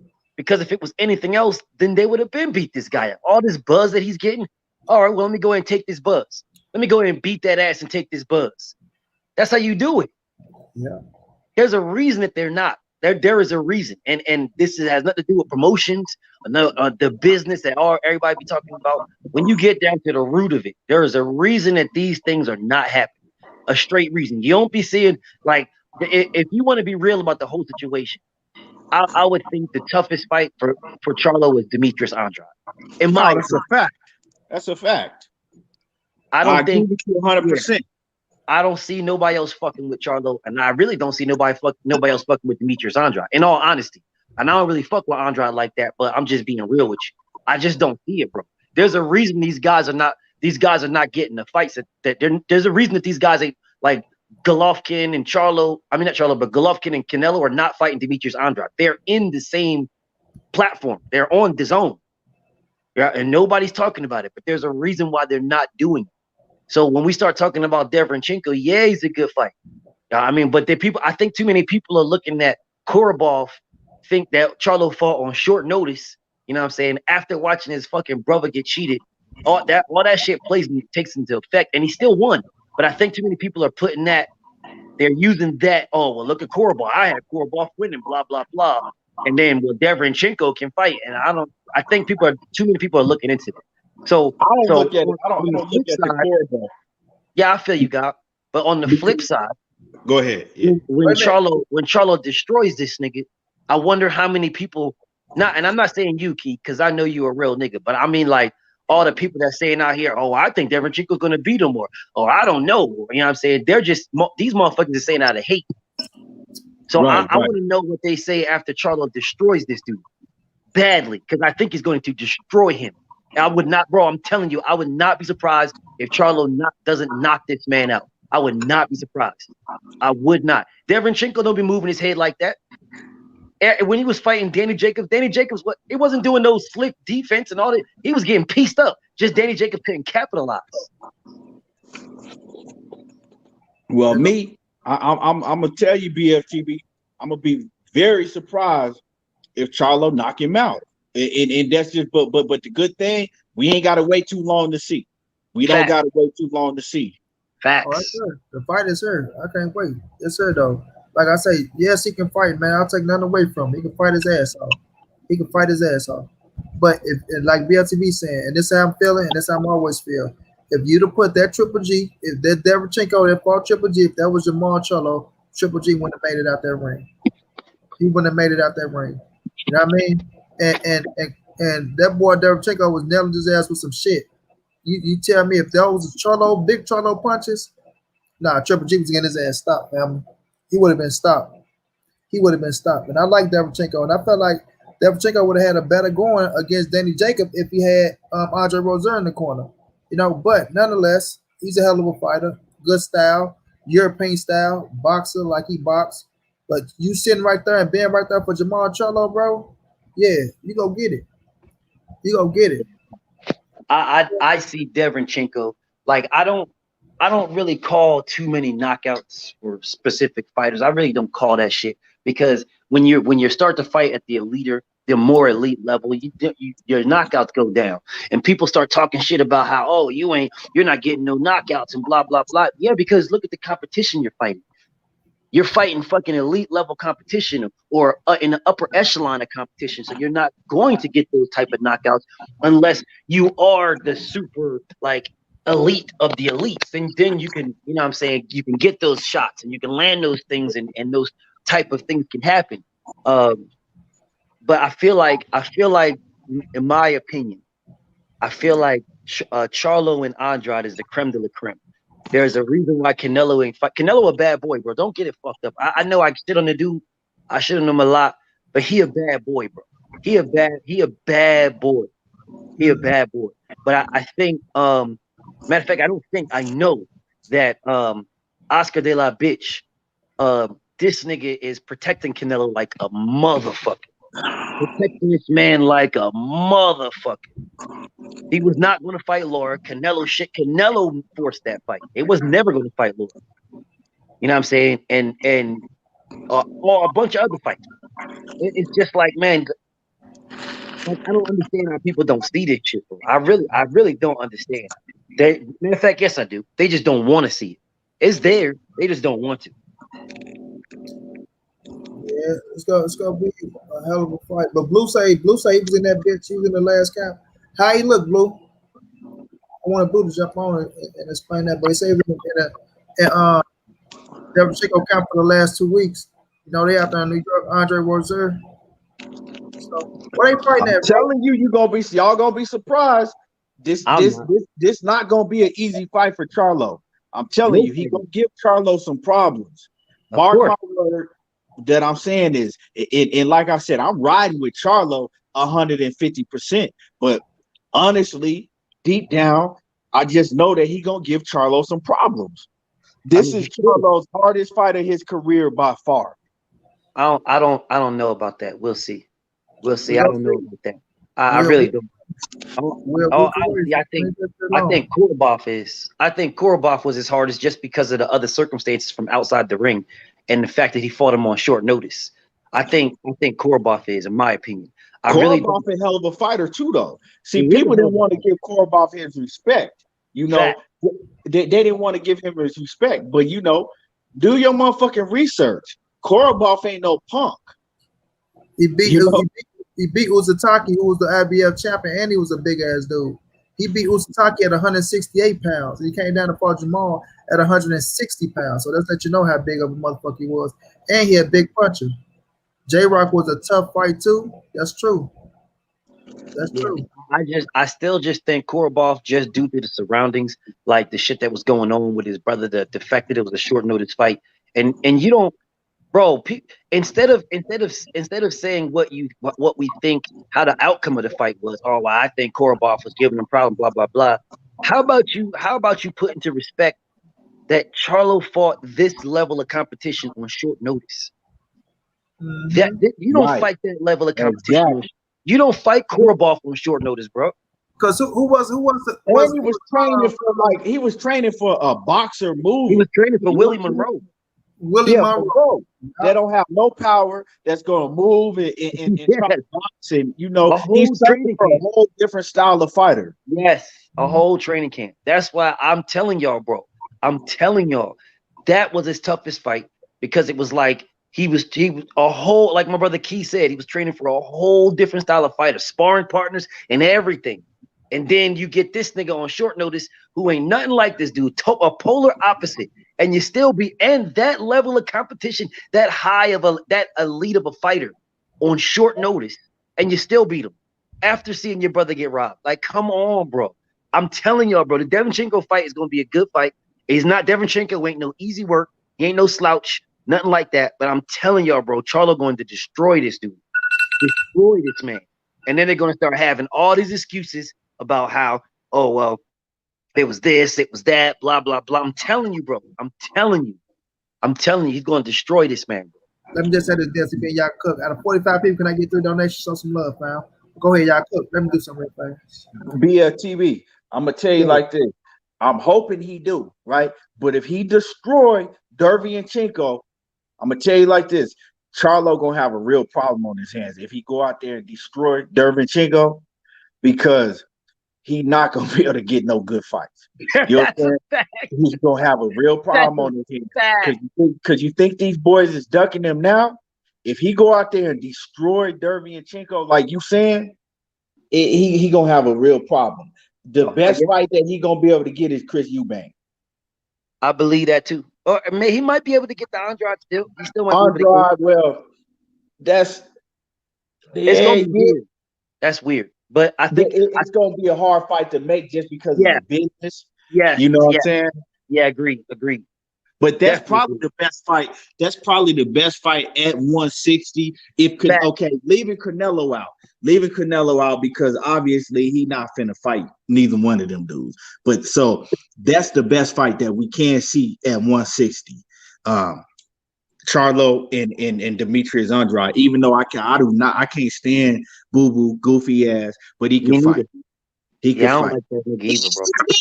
It's me again, guys. Nigga goofy as hell. But he can fight. It's your boy, guys. It's me again. Yeah, it's a fucking he a weird dude, bro. He a weird dude, but he boxes very, very well. Very good boxer. And he's slick. So he'll give now I know for a fact that he'll give Charlo a lot of problems because he'll give everybody problems. Everybody. Yeah. And he got enough power. He got enough power to keep you at bay. You know what I'm saying? He don't got power like Jamal Charlo, but he do got enough power to hurt you if he need to. I think Demetrius Andrade's downfall. I think where I would lean towards Charlo beating Demetrius Andrade is because iron sharpens iron. And Demetrius Andrade ain't sharpening. He ain't going against no iron, bro. He just fought Kunta Kinte and some other dude, bro. I'm like, nah, homie. Like that's what's gonna fuck him up, bro. That's what's gonna fuck him up. You know what I'm saying? Right. If he was fighting inactivity. Yeah, man, inactivity. It's like you ain't fighting. You're not iron sharpens iron, and you ain't fighting none of that. And then when you do fight somebody, you fighting some garbage. So you're fighting your lack of fights. And then when you do fight somebody, it's some garbage. Like nah, I think that's this fight. African stop fight. This fight at 160, my brother. It's like Demetrius Andrade, you know what I'm saying? You teaching this nigga how to doggy paddle. He just learned how to doggy paddle. Now you want to throw him in the middle of the ocean and shit. That's basically what it is. Like you going from fighting, you know what I'm saying? You going from fighting C- level fighters all the way up to the best. Yeah, and like you said, iron sharpens iron. and you not you not, you know what I'm saying, you not getting the proper fights that you need to be able to, you know, shine Yep. under the lights like that. Yep. It's not fair, man. And I don't fuck with that nigga. Fuck fair. I don't really fuck with Boo Boo like that, but he a good ass fighter, bro. He deserves to get these fights, man. He deserves to have them. And I'm telling y'all, bro, when he finally gets the Charlo fight, if that shit ever happens, bro, he's gonna get fucked up because he ain't fighting nobody. He's living off of 154. In 154, he was a killer, bro. He was a monster down there. But you haven't done They always nothing. talk about him and Canelo. They always talk about him and Canelo too. Yeah. Yeah, well, he ducked Canelo too. I mean, Canelo ducked him too. So it's like, man, like back then that was a whole different story. You start talking about Andrade and Charlo back then, bro. You look at a 50-50 fight right there. And motherfuckers be leaning towards, especially against Jamel back then. You know what I'm saying? Because Jamel didn't have that power he got now. So if Andrade against Jamel, when that fight was signed, bro, that was a more of a Jamel win, in my opinion, back then.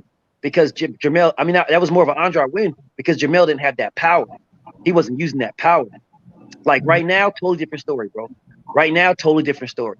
And against Big Maul too, bro. Nah, man. Level of competition. We talk about Charlo fighting Derevyanchenko, and then we got Demetrius Andrade fighting who? He ain't fighting nobody, bro. That nigga's about to Wolverines and fucking wombats and like nigga. I mean, the best fighter that he didn't probably fought in years was Selesky. Yeah, Selesky. Yeah. He had the Billy Joe Saunders fight, but he got fucked over. I ain't gonna lie. I wanted to see him beat the fuck out of Billy Joe. Me too. But I was picking Billy Joe to win because of his inactivity. I ain't gonna front to nobody. I was picking Billy Joe. I was picking Billy Joe to beat him because of the inactivity, bro. Well, you know, and I ain't changing my stance now because and plus that nigga was all juiced up anyway. But you know that Demetrius Andrade, when they was first trying to get him to take the Billy Joe fight, he was saying himself like, "Oh nah, I ain't ready right now. Like I need, you know, I need a few more fights." He was saying that himself. So that had me nervous because he didn't seem too confident about it at the time because he was saying that, you know, he needed a couple, you know, tune-up fights because he hadn't been active enough. Because he ain't stupid. He's not stupid. That's why I was telling y'all I was picking Billy Joe Saunders. The receipt is still up. I was picking Billy Joe to beat Demetrius Andrade, and I know it was a bad thing because niggas was like, nah, you gotta ride with Demetrius. No, the fuck I don't. Right. No, I don't gotta ride with Demetrius. And I don't like Billy Ho. But I know styles make fights. And at that time, Billy Ho was coming off the Lemieux shit. You know what I'm saying? Yeah, he was doing his thing at that time. He was looking nice. And Demetrius Andrade wasn't. You know what I'm saying? Then he fought Kunta Kinte and shit. I'm like, come on, bro. Will McClay, thanks so much for the donation, fam. But yeah, but BFTB, how did I see that, bro? When you say you went at it with the boy Troy King, how I missed that? I tried that nigga, bro. I destroyed that nigga bad. You said that was 2 weeks ago? God, I destroyed that nigga, man. I had that nigga fucking. Yo, that nigga was just sitting there, quiet, shaking. You know what? He looked like the nigga from Belly. I had the nigga sitting there, look like the nigga from Belly, bro. When they was talking about count that money. You go get yours, B. You go get yours. Yeah. Yo, I murdered this nigga, bro. You said that was 2 weeks ago, bro? Yeah, I don't even know if it was that long ago. I don't even know if it was that far. He must have just jumped in your live stream then, because I damn sure don't see you ain't put his name in there and that, huh? I'm gonna go back and find it and change the title. But the nigga was like, the nigga was talking hella greasy on Fanon shit, and Fanon set him up. He was like, go tell BFTB that. So I'm chilling, doing my own thing. And this nigga jumped in the live stream, talk about I'm here. I'm like, who the fuck is you? All right, you here what? Then niggas told me, yeah, that's Troy King. So I'm like, all right, well, jump on then, guy. Then he jumped on and started talking that weird ass shit about how Bud don't gotta fight nobody. You know, he don't gotta do nothing. All he gotta do is just sit there and wait for Earl. I'm like, nigga, make that shit make sense. Right, motherfucker. You mean Bud don't gotta fight nobody? He don't gotta do nothing. He was like, nah, he don't gotta do nothing. He just needs to sit there, bro. He's already done enough. I'm like, against who? Yo, when I tell you I roasted this nigga, bruh, and I was trying at first off the respect that I fuck with him, because I watched him a lot of time on Ego Channel. So I fuck with him. So off of the respect of that, I didn't go at him. I didn't go at him like I normally be going at niggas. But then by within like a couple of minutes of the shit where he was trying to come on some weird shit, nah, bro. Nah. Full bore, let the nigga have it. Savagely. Let the nigga, yo, man, when I tell you I had this nigga roast, he's like, well, all right, man. Well, you got me then. I mean, well, you got me, bro. Well, you got me then. Well, you got me. Nigga, hell yeah, he can see. Well, you got me on that. Well, you got me, bro. You got me. You got me. Well, you got, man, fry this nigga. Fry this nigga. It's crazy because the nigga hasn't been back since. Well, all that shit you was talking about everywhere else, you know what I'm saying, when you was on Fanon channel and running around talking about the Ldbc this, but then you come to my channel talk about, oh, I fuck with you, man, I respect you and shit, and I'm this and this and that, and you know, I'm like, come on, bro, stop it, nigga. And now you doing videos talk about, yeah, my nigga Kevin, my nigga, what? All right, bro. Get the fuck out of here, you weird ass nigga. Thank you so much. Man, that's what I was saying, Bill, to me when I seen it, right? And look, you know me, I go on these niggas' channels, I listen. You know, I tell them motherfuckers I listen. So don't no motherfucker look at me trying, oh, Money Brown sneaking over here. Money Brown, no, nigga, I don't sneak nowhere, nigga. I come in your shit. I don't hit the thumbs up. I don't hit the thumbs down. So don't think I'm the nigga that's pressing the thumbs down, nigga. I come in. If I hear some shit, if I hear some bitch shit, I'm going to listen. I'm going to use it against you. But I go over there, but look, I had a feeling, BLTB, that he was talking about you, I swear. Because I'm like, this nigga got it. Like, he saying all this shit, but I'm like, is this nigga talking about BFTB? Because he had to talk about the Terrence Crawford shit. I'm like, the only nigga that been fucking, the only nigga that been fucking bud up, like really fucking bud up is BFTB. So I'm like, is this nigga talking about BFTB? So I'm waiting to hear. I'm like, I want to see if the nigga say BFTB name. He never said it though. But then of course not, nigga. Yeah, like, of course not. Yeah, got his ass toe up over there, huh? Okay. Nah, he said his name in the beginning. He was talking real slick. When I got in there, he was talking real slick. You talking about today, Keon? Today. Yeah, I'm talking about today. Yeah, today. If you when I think I got it, I don't know how long the stream had been, but I don't think it had been going on that long when I got in there. And he was saying his name. He was saying BFTB name. He was talking slick. That's why I'm like, nigga, wasn't you supposed to spar Arrow? Right, nigga. Talking all that bitch shit. Like, okay, well, I'm gonna go ahead and find the video. I'm gonna change the title. So you talking all that slick shit, you gonna have to answer for that, nigga. Yeah, you have to answer for that. I'm gonna change the title and I'm gonna add his bitch ass. But see, this the thing. That's why I hate niggas like him, bro. That's why I be hating motherfuckers like him. Oh, my brother Talking Sports in the building. Everybody, make sure y'all go subscribe to my brother Talking Sports. You know what I'm saying? He do basketball, football, he do all that type of shit, but he got to get back up on that shit. But this the thing with people like him, BFTB, bro. And that's what I hate, because you see how you just ate his ass up, right? You see how you just ate him up. So now he want to come and use 78 name, bro. He want to come and use 78 name, but he want to try to make it like, oh, 78 little niggas, or he letting his little crew run wild and say this. Nah, nigga, keep it real. You got your ass toe up, because he said Fanon name. I heard him say Fanon name, you know, but he didn't say, like, that's why I was waiting, like, nigga, you gonna say somebody else? Yeah, I didn't hear much. Yeah, but now he want to come out and say shit like this because you got your ass toe up, nigga. So now you want to linger on these niggas motherfucking channel and sit your ass there and just, well, yeah, you know I did, because you know they gonna go against everything that they gonna go with everything that he say. So if he go over there, yeah, I did this and I did that, when you really ain't do shit, got your ass, because they ain't gonna go look, they hoe ass niggas. Or they probably was over there seeing him get his ass toe up. But they gonna agree with him. Oh, Troy know this and Troy know this. But I can say this. That nigga whole temperament changed towards Troy King, because he used to kiss Troy King ass. So he probably seen them get his ass toe up and say, nigga, you ain't shit no more. You ain't shit no more. You got your ass toe up. We don't even respect you no more, fam. You know what I'm saying? For real though, bro. I'm definitely going back to change that title, homie. That's for damn sure. Matter of fact, I'm about to look that shit up now. Man, I would have. I gotta see that. Yeah, I gotta see it, bro. Like Troy be talking real slick. That nigga be talking real shit, be slick. I gotta see that. I was talking about Earl ain't got no skills. He ain't got no skills. He don't move his head. He said Kell Brook was gonna beat the shit out of Earl. Earl don't have skills. He don't move. He don't have no head movement. He sit there with his head in the pocket and this, that, and the third. And then He been talking. He been talking. He been talking that about Arrow forever. Yeah. I remember when he was on when he was on Ego back in the day. That's what I remember from Ego. Ego the one made them hot, bro. And I heard they fell out. They possibly got into it or some shit.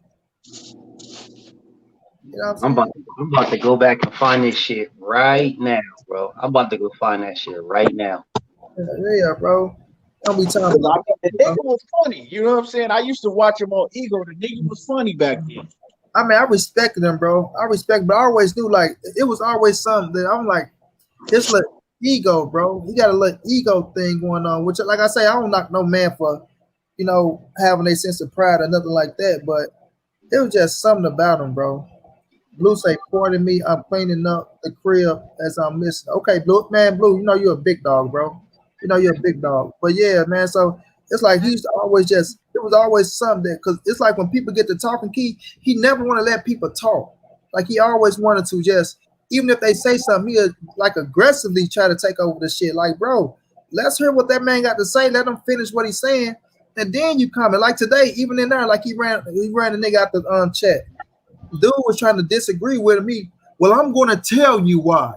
And you don't know about the Ldbc? I'm going to school you on who the Ldbc is. How you going to school them up on who the Ldbc is? And you don't even know who the Ldbc is. You know what I'm saying? I'm like, man, come on, bro. Stop it. Stop it, bro. Stop it. Because like I say, find this shit. They fucking with real niggas. Like I definitely got to find this. Because I fucking annihilated this nigga, bro. I fucking annihilated this nigga. So I'm definitely got to find this shit. Yeah, bro. All this shit he talk about, all this weird shit he talking about, bro, you wasn't saying none of that. You wasn't saying none of that when I was lighting your ass up, bro. None of that. Yeah, you mean you know the Ldbc? You don't know you know that ass whooping you took. You know that, and then you dipped out. You dipped out. I was whipping on that ass, and he dipped out. That ass whooping was sore to him. That's why. Let me go ahead and find this shit because everybody was going at him, bro. And the whole comment was going at him like, "Yo, you getting fried, bro? You getting lit the fuck up." I gotta find this shit, bro. I'm about to find this shit. Came up to that motherfucker, ain't had no facts put together. Nothing. They got his ass toe up. He was just sitting there looking stupid.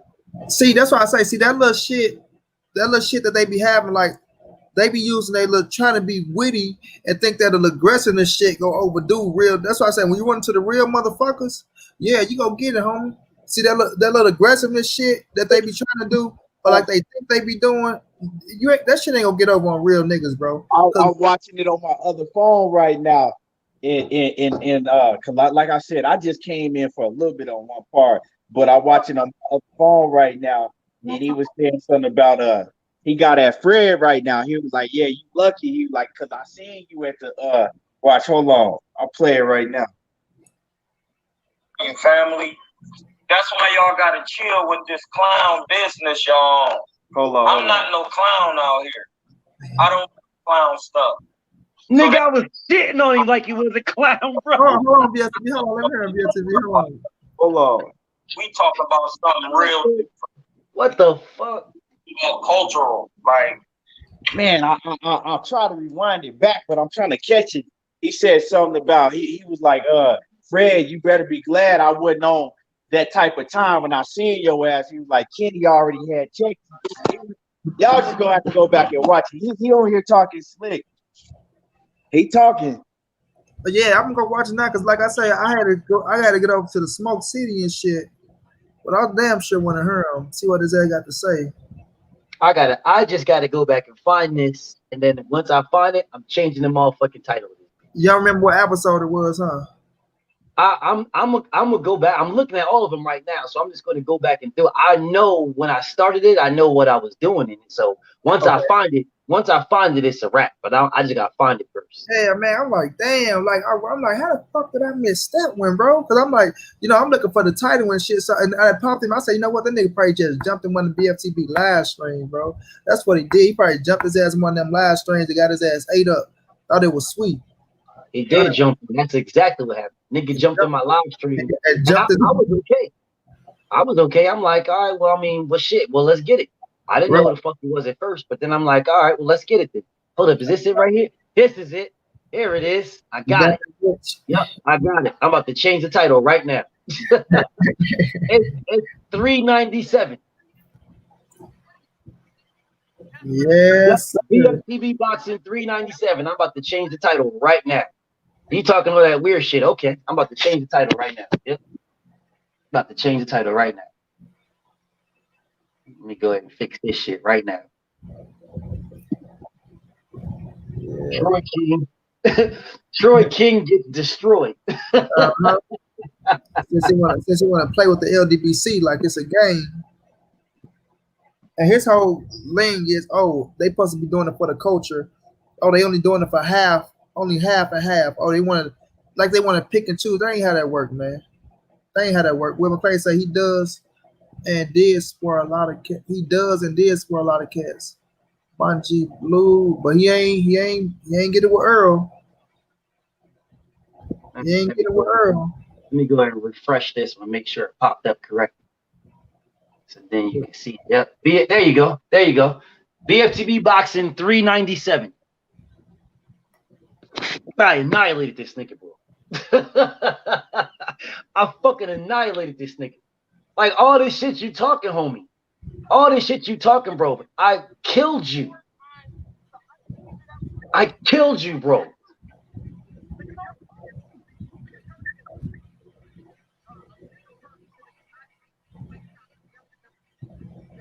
This nigga said, what he said is, he said Usyk should get a bigger purse when he fights Anthony Joshua. Because he said Usyk should get the bigger purse than Joshua. When he fights the biggest purse than Joshua. He said, this is what Troy King said. He said to me, because Usyk was undisputed, Usyk, because he was trying to make the excuse that Bud Crawford should get a bigger purse than Errol. So he said Usyk, because I asked him, what about Usyk then?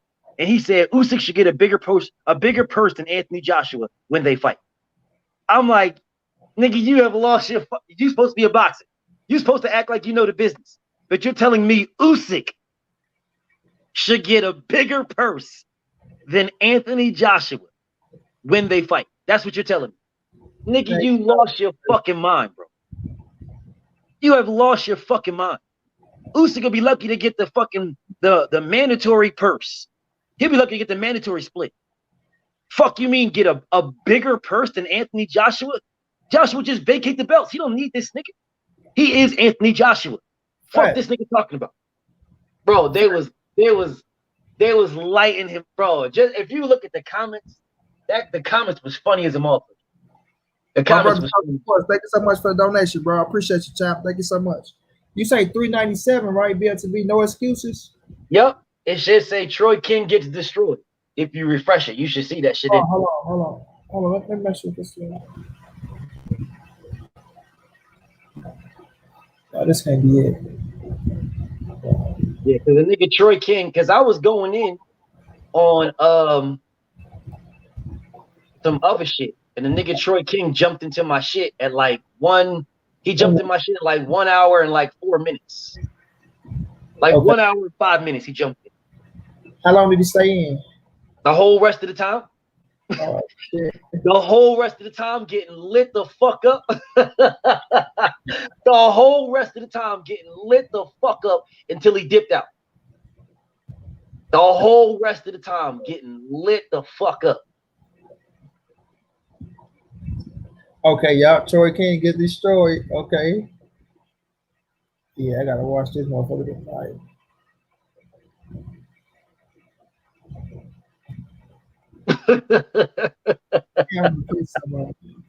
Oh, I got new comments. Hold on. I'm stuck. This was bad, bro. I crushed this nigga. Crushed this nigga. And Cruiserweight say, hold on, where are we at with the donation goal? 125. Talking sports. Clarence McLean, look it up now. Troy kept boxing in the offseason because Uzi was undisputed. Troy King got my pop and China taken down over the Earl Spence beef. Yeah, that nigga a sucker for that shit. I remember that episode Troy moved the goalpost 109 times. Say, Yeah, I gotta go back in this one because I gotta go back and rewatch this shit. If this nigga talking greasy, I might pull this shit out and just make a video off of this. Like, nigga, what you forgot about this? Did you forget that this happened to you?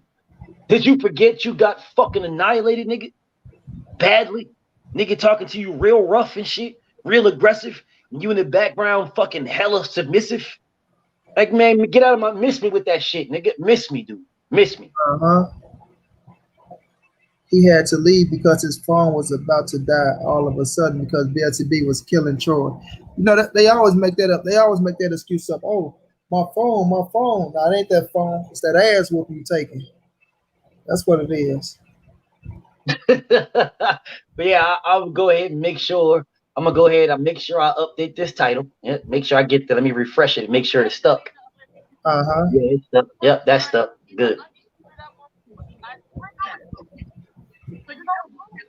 So you're telling me that to get a bigger person to the hip I can make you fight shot. Yeah, because fuck out of here. Yeah. It sounds like smoking and shit on Friday.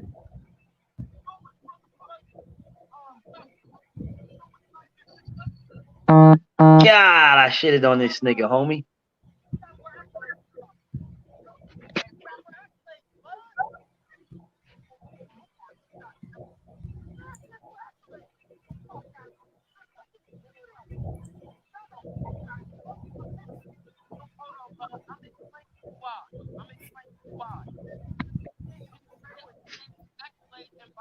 Yeah, my brother John, we at 125, bro. You made it 125 with a 25. I appreciate you, brother.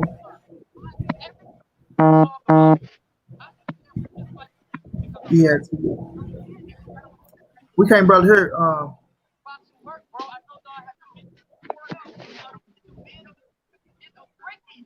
This nigga, that nigga was, that nigga's on some weird. Oh man, everybody bounced out. What's going on? Am I her?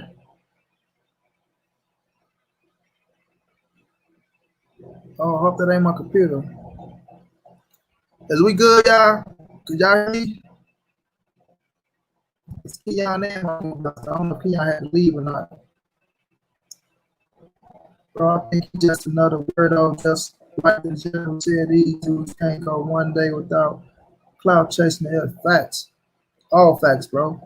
All facts. And that's my whole thing about it, right? Because when they say them type of things, bro, okay, my brother. When they say those type of things, it's just crazy to me, man. It's just crazy to me how they be trying to make it like motherfuckers got to follow one narrative or things like that. Nah, man, it ain't like that, bro. Niggas ain't got to follow no one narrative, man. Everybody got their own way of thinking, bro. Everybody got their own way of thinking. You know what I'm saying? But these cats, they just want to make bullshit off of shit that they don't even know about. You know what I'm saying? They want to make up bullshit off of shit that they don't know about so they can put a narrative out there that's totally bullshit. You know what I mean? So nowadays, cats will say anything, bro. Cats will say any fucking thing. I don't know what happened, family, but cats will say anything, bro, to try to fit in some shit. I jumped. I had to. I was doing something on my phone because I was on my phone, and I was doing something on my phone. It just jumped off. So. Yeah, cats will say anything to try to fit in on some shit. You know, BLTB whooped his ass and whooped his ass real decent. So they over there talking. Yeah, you know, these cats are saying this or saying that. Damn, I wish I can go and listen to that. Like, put that motherfucker on here, man, and listen to him get his ass cooked. I want to enjoy that motherfucker. Yeah, I updated the title, so. Nah, I got it right here. Shit, that's what I'm listening to tonight. That's what I got. I got to see him get his ass ate up for real, because somebody like him that talk all that shit over there, like, and then like they talk like they, you know, I'm a boss, you know, and I went and talk to the boss. It's like, nigga, every motherfucker over here boss. Like, that's how niggas be acting like, Some like you know what I'm saying, be able to be like you really under somebody. Nah, man, it's just a brotherhood, bro.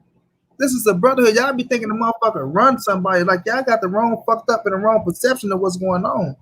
That's what's wrong with y'all. Y'all want to think that y'all making shit, putting shit in perspective where people can understand. Oh yeah, everybody on the 78, you know, 78 tell them what to do. You know, they can't make a video without doing this. Or they, man, y'all crazy. People is grown motherfucking man. Boy, y'all think that shit if y'all want to. Yeah, Think that shit if y'all want to. you in a bad way thinking that shit, bro. You in a real bad way thinking that, cause yo, beat I make whatever the fuck I want to make. Man, any day of the week, any time of the week. What y'all think about the price of the pay-per-view Cholo fight? What's the price? I ain't never see the price yet. Talking sports. Did they come out with the price yet? I thought it was like $75. Right, shit. That's the regular price of pay-per-view, my brother. That's the regular price of pay-per-view, shit. Don't matter to me. I'm gonna go ahead and get it.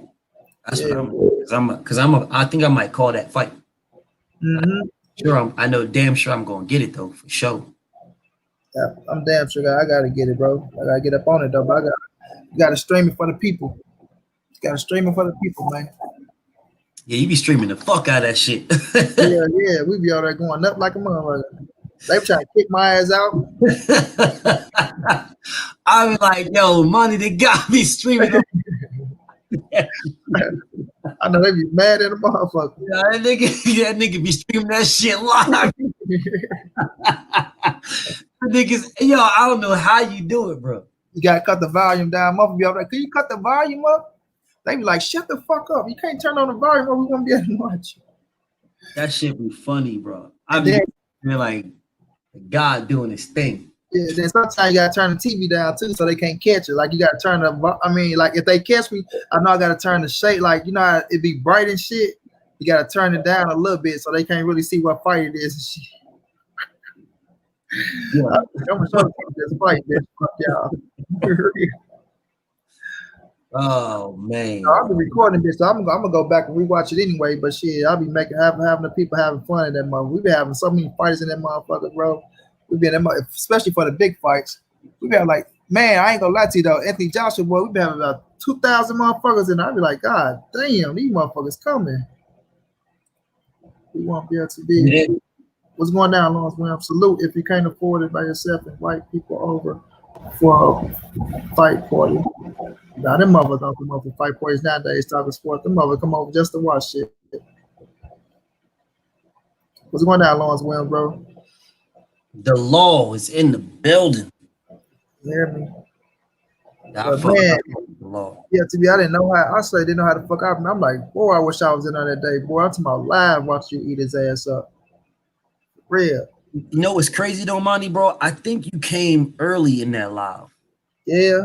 He was there early. Yeah, I think he was there early. I remember seeing you, and then you probably bounced out that bitch to do home shit. Yep. And it was I don't know how I missed that one. Right, because I would have, if I seen him popping that motherfucker, our homework would have been on pause like a motherfucker. I don't know how I missed that one. For real. Because I be in there. I don't know how I missed that one. Yeah, I fucking roasted Troy King, bro. I'm dead ass serious. I roasted. And I didn't even go as hard as I could have went. I didn't even go as hard as I could have went. Like I stalled him out on some Debo type shit. I stalled him out. Like I could have went a lot harder, bro.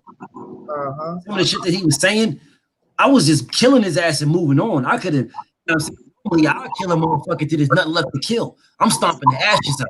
But I was just like giving him the work and then moving on to the next thing. Right. But I know the next time it won't be like that. I don't even because I don't think he's ever going to come back to my shit again. I don't think he is neither, bro. I don't think he is neither. If he did his ass like that, knowing him and his love, when he be feeling how he be talking, he ain't coming back. Yeah, I don't think so, bro. I don't see it. In all actuality, it'd be kind of pointless, bro, unless they shame him into it. Unless they shame him into it. Because if just one by some person goes to his channel and says, you talking greasy, BFTB killed you, like that's easy. No, he did not body BFTB, and then that's be it. You know what I'm saying? Then just move on, blah, blah, blah. But the reality is that nigga know he got fucked up. That's nigga talking. Oh, okay, you got that, fam. But you got that, blood. Mhm. But you Oh, got that though, blood. right. Blood, you got that. Nigga kept saying that shit over and over and over again, bro. Over and over and I'm like, nigga, You keep saying blood all you want. yeah, it ain't doing nothing. It's not doing nothing, bro. Nothing. You gonna get every bit of this work, all this work. Mhm. So I finished stuffing all the blood out of your ass, and I feel like it's enough. So you got a blood. Yeah, when I get a couple of gallons of blood out of your ass, then I can say it's enough. I fucking crushed that nigga, bro. Definitely crushed that nigga. Now with all the shit that's happening now, I wish I would have did him harder. Now that I think about it, I wish I would have went annihilated this nigga badly. That's what I wish I would have did. And it was bad enough as it was. It was bad enough. But it could have went so much more worse, man. It could have went so much. He tried to change the subject, you know what I'm saying, several times, sir. Yeah, I wasn't really thinking about that. And my wife is here right now. So, I'm gonna talk to her, trying to just change the subject. Bro, you'll see what I'm talking about. You'll see what I'm talking about. And the niggas in if you look at the comments before you watch the video, you'll see all you need to see in the comments. And then the video go to an hour 5. That's when that shit started. About an hour 5, an hour and 4. From that point on, it was total ass whooping. Total ass whooping. Peon ass. Per peon. Talking sports at Jupiter B. I got people in Houston complaining about the prices. They should be supporting in Houston. You know what I'm saying, Jaron? That's where they from. They should be supporting in Houston. They want to complain about the damn shit, which is regular standard price anyway. Shit, $69.99 for the fucking HD version. I thought it was getting more. Isn't it more with pay-per-view though? 74. Yeah, on pay-per-view HD. I think it's probably be like 65, $64.99 and $74.99 for standard HD. That would cost like $10 extra for HD. Nah. I mean like, isn't there like more undercards? Isn't this the joint? Man, I heard. Are both the Carlos on this pay-per-view? Let me look and see. I still haven't even looked up the goddamn undercard fight, but let's see. I think they got Luis Neri. They got I think they got Brandon Figueroa. He fight. I don't know who else on there. I could have swore both the Charlos was on this pay-per-view. I could be. Yeah, they both on here. Yeah. Well, damn, that shit's worth it then. Hell yeah, bro. Jamel. Bro, it's not like it's just one. Daniel Roman. Look, they even got Daniel Roman and Carlos Payano on this bitch. Bro, man. That's one worth it, bro. That's 5 championship fights, bro.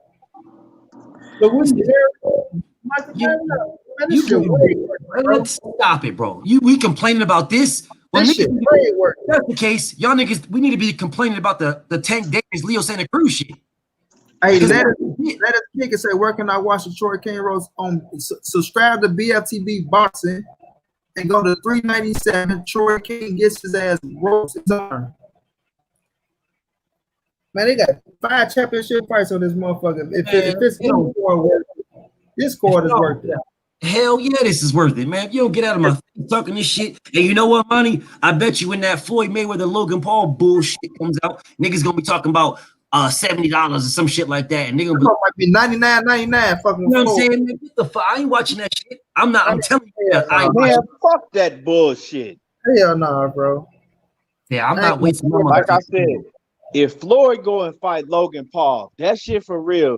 That nigga ain't nothing more than a high class prostitute. Facts. For real, that nigga do anything for money. Come on, but a high price hoe. Yeah, bro. I ain't fucking. 5 championship fights. These real championship fights. This ain't no bullshit. These real championship fights. Like, come on now. Come on now. That's the real deal. Yo, the nigga. Yo, I see the nigga Key sent me the screenshot. Hell no, talking about. He was telling little buddy that he spar his ass, bro. Who was that? Key sent that shit to Troy King, bro. Oh Yeah, yeah. 'cause the nigga, the nigga, you know what I'm saying? I asked the nigga the question about EJ. The nigga gonna get mad. Nigga, you shit. I spar you. I want to spar you now. All right, nigga. Shit. Well, how come he didn't have none of that energy with me? Right. You have to be right. That nigga didn't have none of that energy with me, bro. None of that shit. Got his ass beat. Bro, none of that. I swear to God, bro. None of that energy. None of it. All that shit that you talking, bro. Hey, that EJ. Hey, that EJ question that had him feeling some type of way. That struck a nerve in him right there. Cause you know EJ, he ducked in smoke. He bitched down to EJ. That's why I say, Yeah. I met EJ in Vegas and everything, and you know, we was cool. You know, we squashed it out. Yeah, you went up there talking like you had some motherfucking sense. That's why. That's exactly what happened. Because you know, I was just asking a normal question, wondering what happened, and he let me know right off the bat what happened when he did not answer. He went around that. I'm gonna spar you though. All right. Like, nigga, you do realize you like 145, 150. Yeah, like nigga, I told the nigga straight up, hey, shit, I'm gonna be in Detroit. Detroit is not far from Ohio. Shit. You ain't said nothing. Free Smoke to my Troy looked like the 5-time WC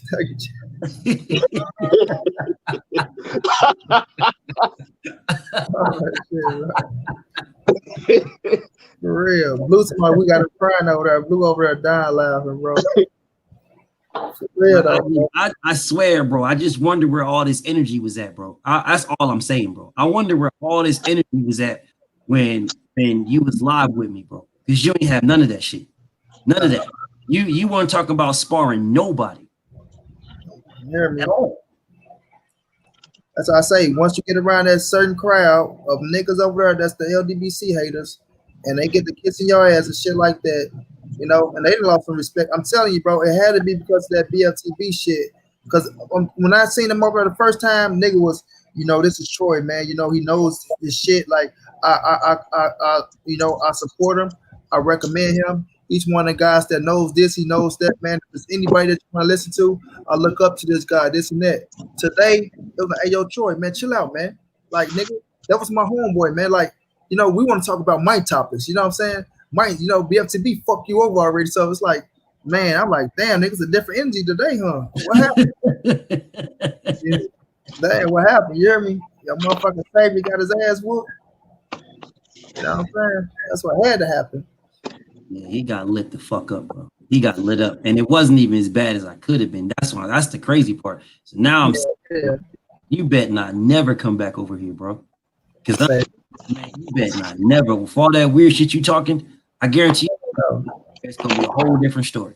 Guarantee you come back over, it's gonna be, man, nah, because I heard this and I heard that, and I just wanted to see, you know what I'm saying? Because I wasn't even talking like that. But you know, I just wanted to make sure that was the case. I guarantee you, bro. Guarantee. That all of them do the same exact shit. Yeah, bro. I just be hating though. Like he tried to use 78 name like that, like he knows 78. Like 78 said, I haven't even talked to this nigga now one time, but this nigga making like we just motherfucking best of buddy. Then you want to come out saying this man government name, you know, and you know Kevin, and you know we like nigga, man, cut it out, bro. Cut it out, bro. It is what it is, bro. Yeah, it is what it is. I've been going for 3 hours though, y'all. Anything else I want to touch on, fam? Nah, man, I'm good, homie. I'm about to go to sleep. Yeah, I'm finna lay it down too. I got another all night. I gotta catch up on all this motherfucking psychology. I'll be doing all this shit, bro. You know, I gotta be up at 5 in the morning. All this motherfucking training session. I gotta be up at 5 in the morning for this damn training session. Man, I appreciate y'all for coming through. Fuck with me, man. Thanking everybody for jumping in. Let me get some last words, BLTB, bro. Shit, nothing. Salute to my niggas. I'm out.